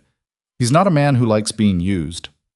The 2 days after Rourke left Dry Creek were the strangest Vivian had experienced in the territory. The tension of the expected confrontation had built for 3 days and then discharged in a way that was not a victory so much as a postponement, and the people who'd come to defend the Copper Bar went home to their own ranches, with the specific, exhausted relief of people who'd been prepared to do something difficult and hadn't had to, which was its own complicated feeling. Jim Henry shook her hand at the gate before he left and said he'd be back to help get the cattle ready for the drive. His son, who was 18 and had spent the morning with a rifle against the barn door, said nothing but nodded at her with a seriousness that told her he'd understood something about the morning that he hadn't fully understood before it. Marsh, the retired deputy, paused on his way out and said, "You know what I noticed? The men who said they'd come, came. And I've been in this county 20 years, and I know which of them haven't been in the same room together since some dispute or other over water rights or grazing or whatever it was. They came anyway." He looked at Thorne when he said it, not pointedly, just a look, the way you look at something you've been thinking about. Thorne said nothing. He was coiling a rope, which was what he did when he wanted to keep his hands occupied. Marsh left. The Colson boy and his cousin left. The neighbors went back to their own fence lines and their own anxieties. The sheriff stayed for another hour, walking the property with Vivian and talking through what to expect next, which was mostly the legal conclusion of the mineral sale and the debt resolution, which now had a clarity it hadn't had before Rourke's arrival. Because in the 2 days before Rourke came, Pollock had filed the paperwork that protected the mineral rights transaction from Finch's mortgage clause challenge. He'd done it with the confidence of a man who'd been carrying something heavy for a long time and had finally put it down, and he'd sent Vivian a note that said, in its entirety, "Done. Call it 7 days for processing." 7 days. The Tucson buyers were holding the offer for 10. The cattle drive was in 9 days. The math was becoming, slowly and with significant remaining friction, possible. She sat on the porch that evening after everyone had left and Thorne was doing a final check of the fence line, and she thought about her aunt, who had sat on this same porch, she was certain of it, and looked at the same ridge and made decisions alone about how to hold on to a thing that people wanted to take from her. She hadn't made it. Not entirely. The debt had caught her at the end, but she'd kept the land. She'd never sold it and never surrendered it, and when she died, it had passed to the only family she had left, which was the same as saying she'd aimed it forward and hoped. Vivian intended to catch it. Garrett Finch came to the Copper Bar on Saturday morning alone, which surprised her. She'd expected a legal letter or a messenger or some further maneuver through official channels. She hadn't expected him to come himself, in his good coat, on a well-kept horse, and ask at the gate if she'd receive him. She received him on the porch. She did not offer him coffee. He looked at her with those careful eyes and the smile that didn't reach above the cheekbones, and he said, "I understand there was some trouble earlier this week." "There was," she said. "I hope no one was hurt." No one was. He nodded, as if this was a comfortable piece of news he was glad to have confirmed. "I also understand you've been in discussions with buyers from Tucson about the mineral rights on the Northeast section." "I have." "And that you believe you've addressed the mortgage clause issue." "I know I have," she said. He was quiet for a moment. The smile didn't waver, but something behind it made a small, barely visible adjustment. "Miss Ashcroft, I want to speak plainly." "I'd prefer that," she said. "The situation has become more complicated than I anticipated. There are aspects of how the original debt was structured that, in the current climate, with the kind of attention the county is getting, I'd prefer not to become subjects of formal inquiry." She looked at him. She kept her face easy and her voice level. "I see. I'm prepared to negotiate the debt. I think a settlement considerably below the $900 face value could be arranged, given the circumstances." "What circumstances specifically?" He met her eyes. "The circumstances of there being certain documentation in circulation that might raise questions I'd prefer not to answer in front of a territorial judge. Jim Henry's papers, Pollock's new willingness to talk, the letter from 2 years ago that had gutted Finch's mortgage clause argument. He didn't know exactly what she had, which meant he was imagining everything she might have, and his imagination was apparently quite thorough. "How much below the face value?" she said. "I'd be willing to consider so—" "Mr. Finch," she said, "I have a sale pending on the mineral rights for $950. I have enough to clear the debt at face value and keep the rest. What I'm asking is whether you want the face value and a clean resolution, or whether you'd prefer I pursue the documentation question through formal channels." She paused. "Which I'm prepared to do either way." The smile was entirely gone now. She could see him calculating, not the casual arithmetic of a man who expects to win, but the defensive calculation of a man who is counting what he can afford to lose. "Face value," he said, "clean resolution." "I'll have Pollock draw the paperwork," she said. "It'll be ready by Tuesday. I expect your signature that same day." He got on his horse and rode off the Copper Bar without another word, and she watched him go and felt nothing triumphant about it. It was not a victory exactly. It was the closing of a trap. And the problem with traps was that they required the other person to have gotten themselves in first, which meant someone had to have been in danger for a while before the trap could close. That hadn't been clean. It had been expensive in the ways that things that happen over time are expensive, in sleep and worry and the particular exhaustion of constant vigilance. Thorne appeared from the direction of the east pasture. He'd been within earshot. She'd known that. He looked at her. "He'll honor the settlement?" he asked. "He doesn't have a better option," she said. "He knows it." Thorne nodded. He looked at the road where Finch had gone. "What about Rourke?" She'd been thinking about that. "Rourke's going to find out he was pointed here deliberately. He's not going to like it. That's—" She stopped. "That's Finch's problem now," Thorne said. "Yes," she said. "I imagine it is." She did not arrange that. She did not plan it or intend it or take satisfaction in it, or at least she told herself these things with varying success. What she knew was that she had done everything she could through legitimate means, and what happened between Rourke and Finch as a consequence of Finch's own choices was not something she controlled or was responsible for. That was a clean line, and she stood on one side of it. It did not prevent her from thinking about it. Thorne got shot 4 days later, and it was not Rourke, and it was not Finch's men, and it was not anything as organized or intended as either of those threats had been.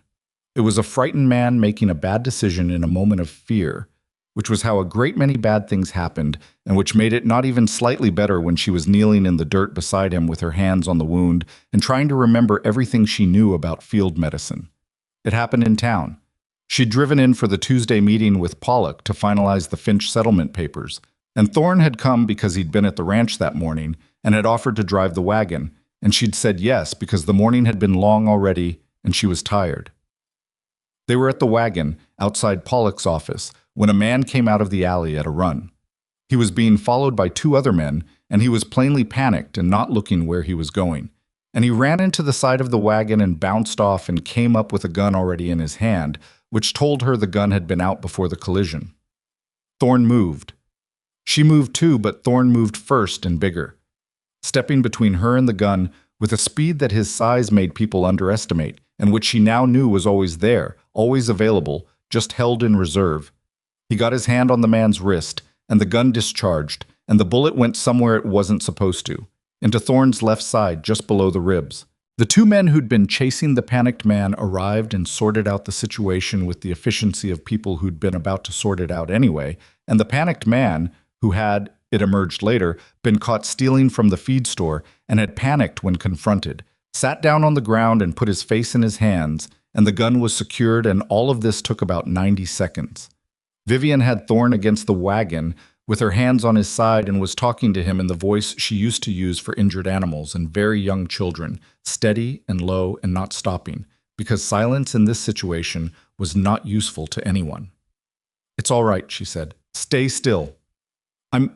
He tried to straighten. "Don't." She pressed harder. "Stay still." "It's not Thorne." She looked at him directly. He was pale in a way she'd never seen him, and his jaw was tight, but his eyes were clear. I need you to stay still and let me look at this. Can you do that?"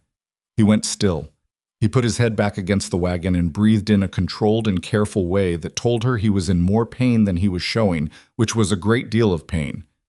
The doctor's office was 3 doors down.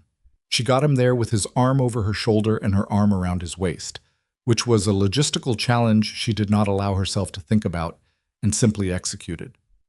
The doctor, a man named Reeves, who was competent if not especially gentle, took one look and got to work. She stayed. Nobody suggested she shouldn't. She stood at the edge of the room and watched Reeves work and kept her hands clasped together in front of her and did not let her face do things that would not help the situation. The bullet had broken a rib and lodged against it rather than going through, which was both better and worse than a through shot. Worse in immediate terms, better in long-term ones. Reeves got it out in 40 minutes.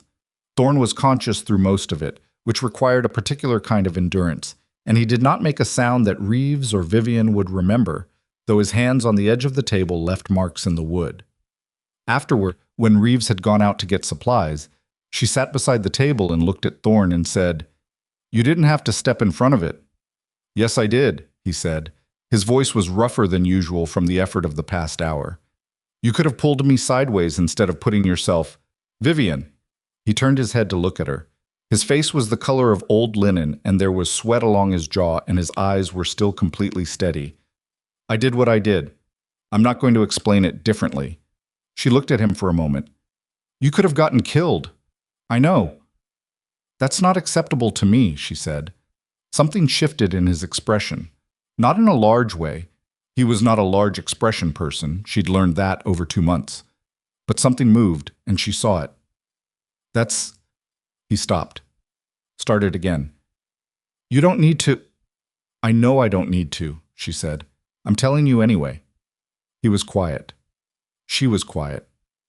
The doctor's office smelled of carbolic and wood smoke and outside the window.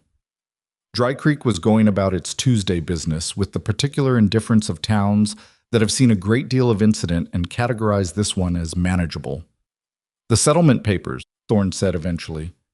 "Pollock can manage them without me for today." "You should—" "Thorne," she said his name the way she'd said it when she wanted him to stay still and not move, and it had the same effect. "The papers will wait. You won't." He gave up arguing, which for a man like him was its own kind of thing. He let her stay. She stayed. He recovered at the Copper Bar because it was closer than his camp and because she was not willing to leave him at the doctor's office after Reeves had said he could be moved, and Thorne had not objected in a way that was going to change her mind.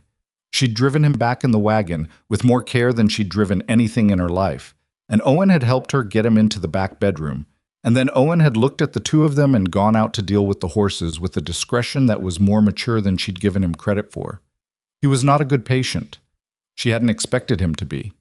He was up before he should have been, moving around the kitchen on the second morning, and she found him there and sent him back to bed with an argument that she won because she was more stubborn than he was, and not because she had better logic. "You have a broken rib and a wound that's 2 days old," she said. "It's fine." "I know you think that," she said. "Sit down." He sat down. At the kitchen table, which was a compromise position neither of them fully acknowledged as such. She made coffee and he drank it, and outside the window the morning was going gold and there were cattle sounds from the east pasture. "The drive is in 5 days," he said. "I know. Colson's taking 38 of your cattle." "I know that too." "You'll need someone to help drive them to the Box K." "Owen and Stubbs can manage it," she said, and Jim Henry offered. He looked at his coffee. "The settlement with Finch, signed yesterday. Pollock handled it." She sat across from him. "It's done. The mineral sale closed this morning. Aldridge wired the funds. The debt is clear." She said it plainly, without ceremony, because he would not have wanted ceremony. "The copper bar is mine." He looked at her. Just looked at her for a moment, in the morning light, with the wound in his side that was going to take weeks to fully heal, and the coffee cup wrapped in both his enormous hands. "Your aunt would have been glad," he said. "I think so too," she said. The kitchen was quiet in the good way it had been quiet before, the way that meant both of them were in it, and neither of them needed it to be anything other than what it was. "Thorne," she said. "When you're healed. When this is all settled." She looked at her own cup. "I'd like it if you didn't go back to sleeping against the fence." A pause. "I've got my camp," he said. "I know you do." She looked up. "I'm not talking about the camp." He went very still, the way he went still when something required careful processing. The scar on his jaw caught the morning light, and she'd stopped seeing it as anything other than part of his face months ago. It was just part of how he looked, part of the specific geography of him. "Vivian," he said. "I'm not in a hurry," she said. "I'm just telling you, so you know." He looked at her for a long time. She let him look. "All right," he said finally. His voice was not steady in exactly the way it usually was, which she noted and said nothing about. "All right." Outside, Owen's voice carried from the direction of the barn. Something to Stubbs about the horses, easy and ordinary. The cattle sounds continued from the east pasture. The copper bar sat on its 240 acres of semi-arid land under the October sky. The fence lines whole, the well working, the barn standing. She poured more coffee without being asked, and he drank it without thanks, because they were past that now, past the part where ordinary things required acknowledgement. The debt was cleared. The land was hers. The man who had fixed her fences in the dark for 2 months, who had stepped in front of a gun without hesitation, who had slept against her fence line in the cold because he could not help the people near him and not help. That man was at her kitchen table, healing. It wasn't neat. His side was going to hurt for weeks. The Finch situation had closed cleanly, but left edges. Rourke was still in the territory, and his satisfaction with the outcome was still uncertain.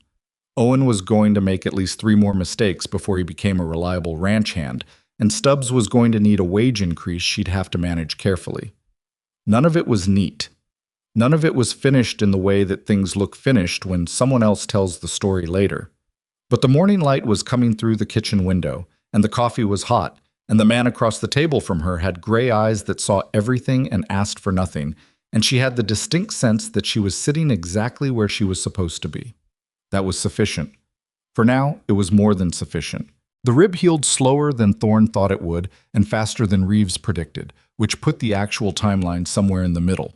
3 weeks before he could work a full day without the pain making him stupid, 5 weeks before he stopped favoring his left side in a way that Vivian noticed, and he pretended she didn't.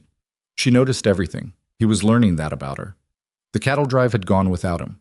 Owen and Stubbs and Jim Henry had moved 38 head to the Box K on schedule, and Colson's drive had reached the Tucson railhead 12 days later, and the sale price had come in at $341 after Colson's percentage, which was exactly what Thorne had estimated, and which Vivian had not commented on because she'd learned that pointing out when he was right about things made him uncomfortable in a way that was more genuine than false modesty. She'd used 200 of it to restock feed and repair the barn roof. The rest went into a box in the floor under the kitchen floorboard, which was not sophisticated security, but was better than a bank run by Garrett Finch, who was, as of the last week of October, no longer running any bank at all. That development had arrived the way most significant developments arrived in Dry Creek, through the general store, through the particular telegraph of small-town information exchange that was faster than wire and considerably less accurate, but eventually sorted itself into something close to truth. What had actually happened, as best Vivian and Pollock could reconstruct it from the fragments that came through, was this. Silas Rourke, upon confirming that the copper bar held no buried payroll gold and that he had been deliberately misdirected by someone with a financial interest in chaos, disrupting a mineral sale, had communicated his displeasure to Garrett Finch in terms that did not involve lawyers. Nobody had been killed. That was important, and she held on to it. But Finch had left Dry Creek on a Tuesday night with 2 bags and a horse and had not come back, and the bank had been taken into receivership by the territorial government within 2 weeks, which opened the kind of formal inquiry into its loan records that Finch had been very specifically trying to prevent. Pollock had testified. Jim Henry had submitted his papers. 3 other families in the county had come forward with documents of their own, stories that were variations on the same story, the same pressure applied to the same vulnerabilities by the same careful hands. The inquiry was ongoing. It would take time. These things always did, and the outcome was not guaranteed because the territorial government had its own interests and its own pace and did not move according to anyone's preferred schedule. But the machinery of it was moving, and that was more than there had been before. Vivian was not a person who needed to see the finish line to know she'd run the right race. She filed her copies of the relevant documents with Pollock, made herself available to the inquiry when asked, and went back to the work of the ranch. Thorne moved his camp in November, not into the house. That was not a thing that happened all at once, because neither of them were people who moved all at once toward anything. But he built a proper structure against the north side of the barn, which was better insulated than the lean-to by the rock formation, and close enough that he could hear the horses if something disturbed them in the night. He did it without announcing the intention, the way he did most things, and one morning she came out to find the framing up and the roof half covered, and Owen helping hold boards while Thorne nailed them from the top of a ladder that was too short for him by about a foot, which meant he was doing the work at an angle that looked deeply uncomfortable. She brought them coffee and didn't say anything about what he was building or where, and he didn't explain it, and Owen had the social awareness to follow her lead and also not mention it. It was warmer than the lean-to. It had a proper door. He'd put in a small iron stove that she recognized as the spare one from the barn, which she'd been wondering what to do with. She went in once when he was out checking the east pasture, just to look at it. It was very clean, very organized, with the same quality of careful arrangement she'd observed in his camp.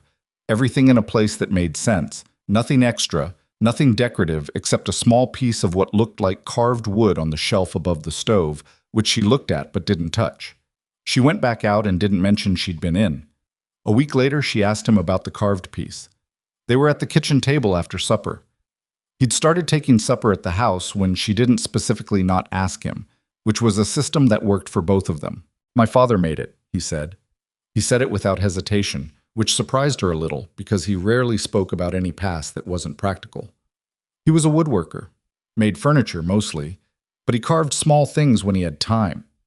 He looked at his coffee. "It's a horse, not a particularly good horse. He wasn't as good at small work as large work, but he liked doing it." "Where's your father now?" she asked. "Dead," he said. "Long time ago." He said it plainly, not as a deflection but as a fact he'd made his peace with. He was a good man, big, like me. People were afraid of him too. A pause. "He used to say it was the tax you paid for taking up a lot of space in the world." She looked at him. "Did that make it easier?" "No," he said. "But it made it make sense. There's a difference." She thought about that for a while. "My mother used to say that most people's cruelty is just fear wearing a different coat," she said. She wasn't wrong, but knowing why someone does something cruel doesn't make the thing less cruel. "No," he agreed. "It just means you can stop taking it personally." He looked at her with the particular quality of attention he gave things that mattered to him. "Did you take it personally? The way people were with you, here at first?" She considered being less honest than she actually was, and then decided against it. "Some of it. The men who came to tell me I didn't know what I was dealing with. Yes, that I took personally. Not the fear of you. That I understood even when it made me angry. Made you angry, he repeated. Of course it did. She set her cup down. You'd spent years helping people who wouldn't even look at you directly. Yes, that made me angry. He was quiet for a moment. The first snow came in December, early and wet, and it covered the ridge road and the fence lines and the east pasture and sat on the barn roof in a way that looked heavier than it probably was. Vivian spent the morning checking on the cattle and came in cold and frustrated because the stock pond had a skim of ice on it that would need to be broken, and the tool she needed for it was not where she'd put it, and she stood in the barn doorway saying words she still would not have said in front of students. Thorne appeared from the interior of the barn with the tool in question. She looked at it. Where was it? Hanging behind the door, he said. You walked past it twice. I was looking lower. I noticed. She took it from him with less grace than the situation called for and went to deal with the stock pond.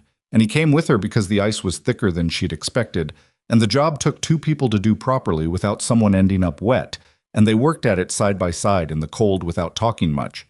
And at some point she became aware that the frustration had converted into something else. The particular contentment that comes from a difficult physical task shared with someone who does their half without making a performance of it. When they came back in, she made coffee, and he sat at the table with ice melt on his coat, and she thought, this is what a life looks like when it's actually working. Not the smooth version, not the version where everything goes right. The version with broken stock ponds and tools in the wrong place, and a man too big for most ladders who builds himself a room against the barn without being asked. She thought about her mother, who had managed alone for years after her father left, and who had been good at it and had also been very tired in a way. She tried not to show and mostly didn't, except that Vivian had been a perceptive child and had seen it anyway. Her mother had not had the specific comfort of someone who showed up and did the other half of the ice pond without making her feel like she'd asked for help. She thought her mother would have liked that very much. She thought about Margaret Ashcroft, who'd brought a pie to a rock and left it without a word. There was a communication in that which said something about how certain people who had managed alone for long enough, expressed what they couldn't quite say directly. You don't make a pie for someone you're afraid of. You don't drive it out to a rock in the cold and leave it and ride home. You do that for someone you've quietly decided is worth the trouble of acknowledging, even if the acknowledgement has to be indirect. Her aunt had known who Thorne was. She'd just been too far into her own difficult stretch to do anything more than a pie on a rock, and then she'd died. And the pie and the rock were the whole of what she'd managed to leave behind in that particular direction. Vivian intended to do better. She asked him in January. Not with ceremony. She was constitutionally incapable of the kind of ceremony that required careful setting and prepared words and a specific moment designed to feel significant. She asked him the way she asked him most things, which was directly and when the thought was present. They were mending harness at the kitchen table.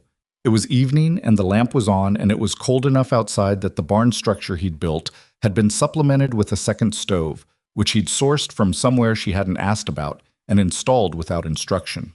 She finished a seam, set down the needle, and said, I'd like to get married. He was working a buckle back onto a strap. His hand stilled. To you, she clarified, in case that was not obvious. He looked at her. His face was doing a number of things she'd learned to read over the past few months, and what she read now was surprise, like real surprise, the involuntary kind, not the managed kind, and something that was working to sort itself out underneath the surprise. Vivian, he said. I'm not in a hurry, she said. I said that before. I mean it. But I want you to know that's where this is going, in my mind. That's what I'd like.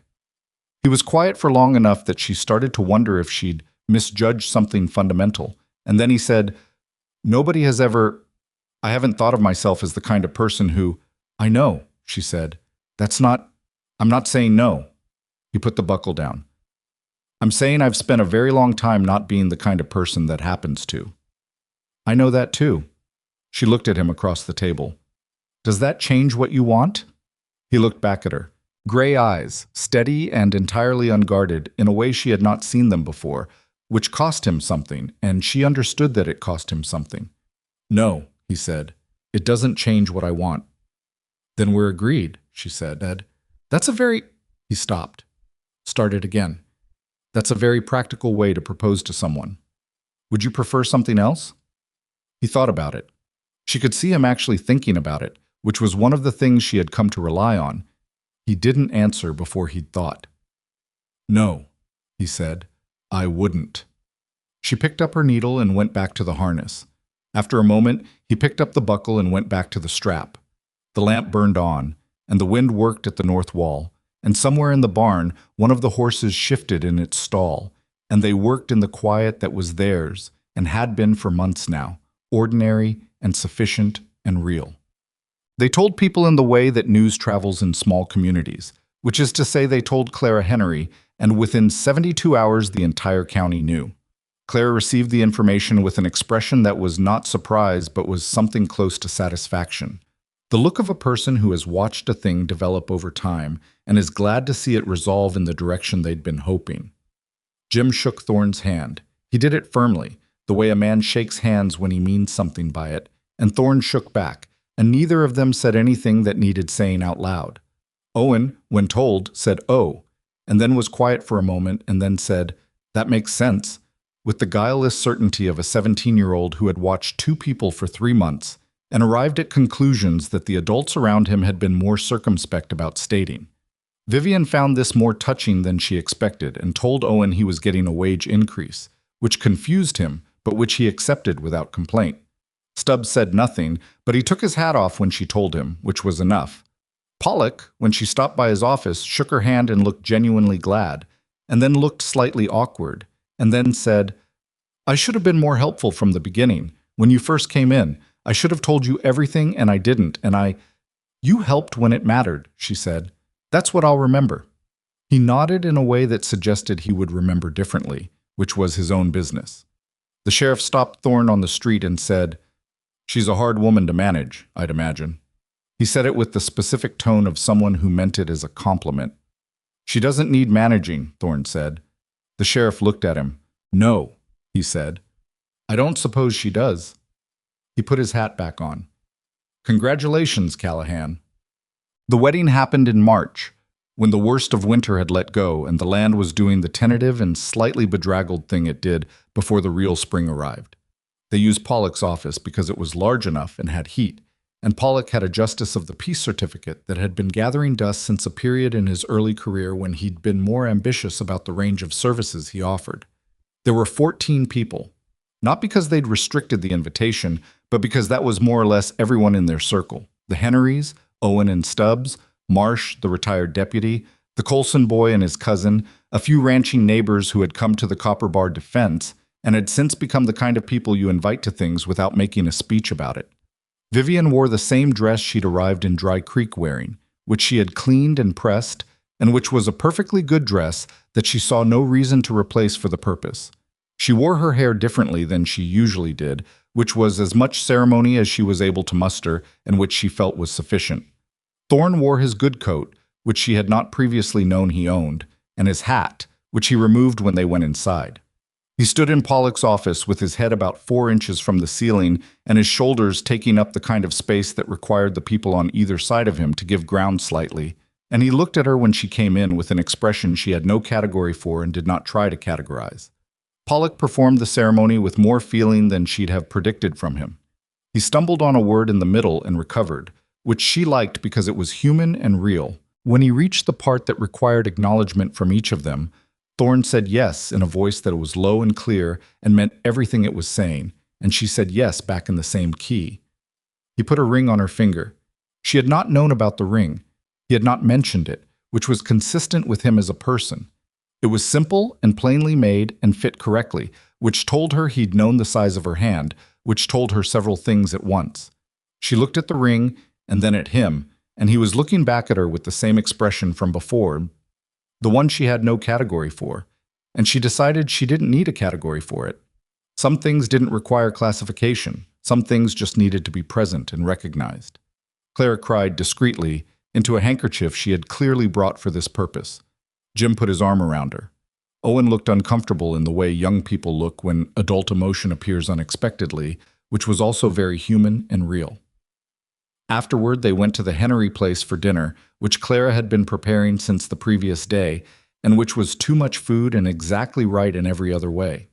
They ate and talked, and Jim told a story about the first time he'd seen Thorne fix something on their property that had everyone laughing, including Thorne, which was something she hadn't seen him do in the way he did it now, openly, without reservation, as if the thing that had been holding the full version of it back had finally given.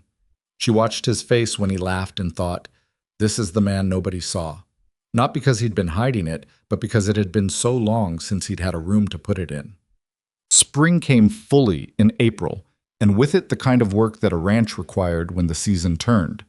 Fence lines inspected after the winter, the cattle moved to the spring grazing sections, the well checked and the stock pond cleared and the barn roof examined for weather damage.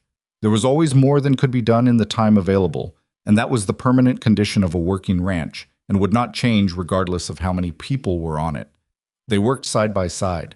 They had always worked side by side, in the months before the wedding, but it was different now in a way that was hard to explain and didn't require explaining because they both felt it. The difference was not in the work. The fence posts still needed driving, and the cattle still needed moving, and the well rope still needed replacing. The difference was in the knowledge of it, the permanence that sat underneath the ordinary days and made them something other than just days. He was not perfect at it.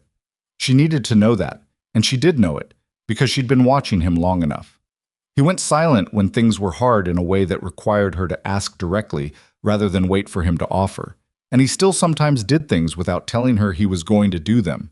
And he had a stubbornness about accepting help when he was in pain that was going to be an ongoing negotiation. He was working on it. She could see him working on it, which was enough. She was not perfect at it either. She had an impatience with her own limitations that sometimes made her short with the people around her, and she held things longer than she needed to before saying them, and she had a tendency to take on problems that she could have distributed and then not mention being tired, which was a habit from years of managing alone that did not disappear overnight just because she no longer had to manage alone. These things bumped against each other sometimes. There were evenings that ended with more silence than either of them preferred, and mornings where the silence needed to be talked through before the day could start properly. They talked through it. Not always easily, not always without one of them getting frustrated mid-conversation, but they did it. That was the thing nobody told you about choosing someone. Not the choosing itself, but the daily maintenance of the choice. The ongoing decision to say the thing rather than let it sit, to ask the question rather than assume the answer, to come back to the table after the hard conversation and sit down again and keep going. It required more than good intentions and more than affection. It required the specific kind of stubbornness that looks like something else entirely from the outside. They were both stubborn. That turned out to be useful. The Harvest Festival came at the end of October, a year after Vivian had arrived in Dry Creek with a canvas bag and a leather satchel, and the expression of a woman who had made up her mind about several things. The town did the festival in the street in front of the general store, with tables and food and the kind of informal music that happens when 2 or 3 people with instruments find each other at the same event. It was not elegant. It was loud and somewhat disorganized, and the food was distributed with more generosity than method, which meant some tables had too much of certain things and not enough of others. She went with Thorne. That was still a sentence with some weight in it, not the weight of scandal or judgment, not anymore, but the weight of something that had changed and was still in the process of being absorbed. A year was not long enough for every fixed idea to fully unfix itself. She knew that. She was patient. What she saw at the festival was something she let herself pay attention to. 2 children, maybe 8 and 10, who ran up to Thorne at the edge of the tables and asked without preamble if it was true that he could lift a horse. He looked at them with the careful attention he gave young people and said that he'd done it once or twice, but it wasn't the kind of thing a horse enjoyed, and they should consider the horse's perspective on the matter. This made them laugh in the helpless way children laugh when an adult says something unexpectedly reasonable, and one of them grabbed his large hand to pull him toward the food tables, and he let himself be pulled. She stood for a moment and watched that. A child pulling Thorne Callahan through a crowd without fear, just with the uncomplicated practicality of a child who wants to show someone something interesting, and felt something settle in her chest that had been unsettled for a long time. Not just for the year she'd been in Dry Creek, for longer. Marsh came and stood beside her. He was watching the same thing. Different from last year, he said. Yes, she agreed. People are strange about what they decide, he said, and then strange about changing it. He had a cup of something, and he drank from it and looked at the crowd. I've been in this county 20-some years, and I've watched people make up their minds about things and then spend the next 10 years defending the wrong mind because it's easier than admitting it. He paused. It takes something significant to move them. It takes proximity, she said, and time, and someone deciding it's worth the trouble. He looked at her sideways. Was it? Worth the trouble? She watched Thorne navigate the crowd with a child on each side of him, ducking a lamp that hung too low, accepting a plate of food from Clara Henry with a nod that had more warmth in it than a nod technically required. Yes, she said. Completely. She had thought, when she'd arrived at the Copper Bar a year ago, that what she was doing was practical. Claiming an inheritance, clearing a debt, making a home in a difficult place. And it had been all of those things. The practicality was real. She was not a person who needed to pretend that love had arrived and swept everything else aside, because that was not how it had happened, and she was honest enough to not retell it that way. What had happened was more complicated and more interesting. She had looked at a man who had been misread by everyone around him for years, and she had decided to read him correctly, and in doing so she had found something that the wrong reading had entirely obscured. Not a simple man. Not a perfect man. A man who did difficult things in the dark without waiting for permission or recognition, who was capable of more gentleness than most people showed in public, who had learned to live with being misunderstood without letting the misunderstanding become his definition. And he had looked at her, the woman who'd shown up with no local knowledge and too much determination and a broken wagon axle, and seen, she thought, something similar, not a woman who needed rescuing, a woman who was doing the rescuing and might, given the chance, make room for someone to do some of it alongside her. That was not a story about a giant and the woman brave enough to love him. It was a story about two people who had both been managing alone for too long, who recognized in each other the specific quality of people who do what needs doing regardless of whether anyone is watching, and who chose, carefully and without illusion, to stop managing alone. The Copper Bar was not a perfect ranch. It would probably never be a perfect ranch. The Northeast Ridge section was under extraction now, which created its own complications. Ore wagons on the road twice a week, the particular noise and disruption of men working a mineral claim at the edge of your property. The income from the licensing arrangement had replaced the cattle drive money, and then some, which had allowed her to hire Owen full-time and bring on a second hand in the spring. These were good developments that created new problems, which was how good developments always worked. The inquiry into Finch's banking practices had concluded in June with a finding against the estate and restitutions ordered to 4 families in the county, including partial restitution to the Ashcroft estate, which was now technically the Callahan estate, which still made her pause slightly when she heard it. 2 of the families had used their restitution to keep properties they'd nearly lost. 1 had sold and moved on. The 4th was Jim and Clara Henry, who had used theirs to repair their barn properly for the first time in 6 years. Finch himself had not returned to the territory. The receiver had liquidated the bank and settled its accounts, and that chapter had closed in the way that these things close, not with drama, but with paperwork and time. Rourke was still out there somewhere. The territory was large. She thought about him sometimes with the specific kind of attention you give an unresolved thing. Not fear exactly, more awareness. He had not come back. She didn't know if that was permanent or temporary, and she'd decided that worrying about which it was cost more than it was worth. She'd prepared for what she could prepare for, and the rest was not in her hands. The evening was cooling, and the festival was moving into its later, louder phase. Thorne came back through the crowd and found her at the edge of it, which he did reliably. He always knew where she was, which was something she had stopped thinking about as remarkable, and had accepted as simply a quality of him, like the gray eyes and the steadiness, and the hands that were always slightly warm. He had a plate for her. He handed it over without comment. She took it without comment. They stood at the edge of the festival together in the October evening and watched Dry Creek being itself, imperfect and loud and sometimes kind and sometimes not, and full of people who were doing the best they could with the information and capacity they had, which was all any town was when you looked at it straight. "You're thinking," he said. "Always," she said. "About what specifically?" She looked at the crowd and then at him.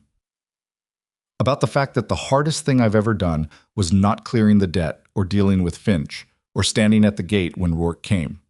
He waited. The hardest thing I've ever done, she said, was decide that the work of knowing someone was worth doing when I wasn't sure how it would go. She looked at her plate. It's easier to stay with what you've already figured out. Safer. Yes, he said, but safer isn't the same as better. No, he agreed. It isn't. She looked at him. He was watching the festival with his usual quality of attention, taking in everything without making a show of it. His hat was in his hand. The October air had put color in his face, and the scar on his jaw was, in this light, just part of the landscape of him, no more remarkable than the gray in his eyes or the breadth of his shoulders, or the way he always stood slightly angled so he could see the room. Thorne, she said. I'm glad I knocked on your camp that evening. He was quiet for a moment. Then he said, I saw you coming from half a mile out. I know. I stayed anyway. I know that too, she said. The festival went on around them, ordinary and imperfect and lit with lamplight against the coming dark. Somewhere a fiddle started up, not skillfully, but with genuine enthusiasm, which was its own kind of music. The Hennery children were chasing each other between the tables. Owen was talking to someone with the focused attention of a young man trying to make an impression, which was going about as well as those things usually went at 17. The copper bar would need its fence line checked before winter. The ore wagon schedule would have to be renegotiated for the mud season. The stock pond would freeze again and need breaking, and the tool would be where it was supposed to be or it wouldn't. These were the facts of it, all of it, together, every complicated and unfinished and ongoing piece of it. This was what a life looked like when you'd stopped waiting for the version without difficulties and started building the version in front of you instead.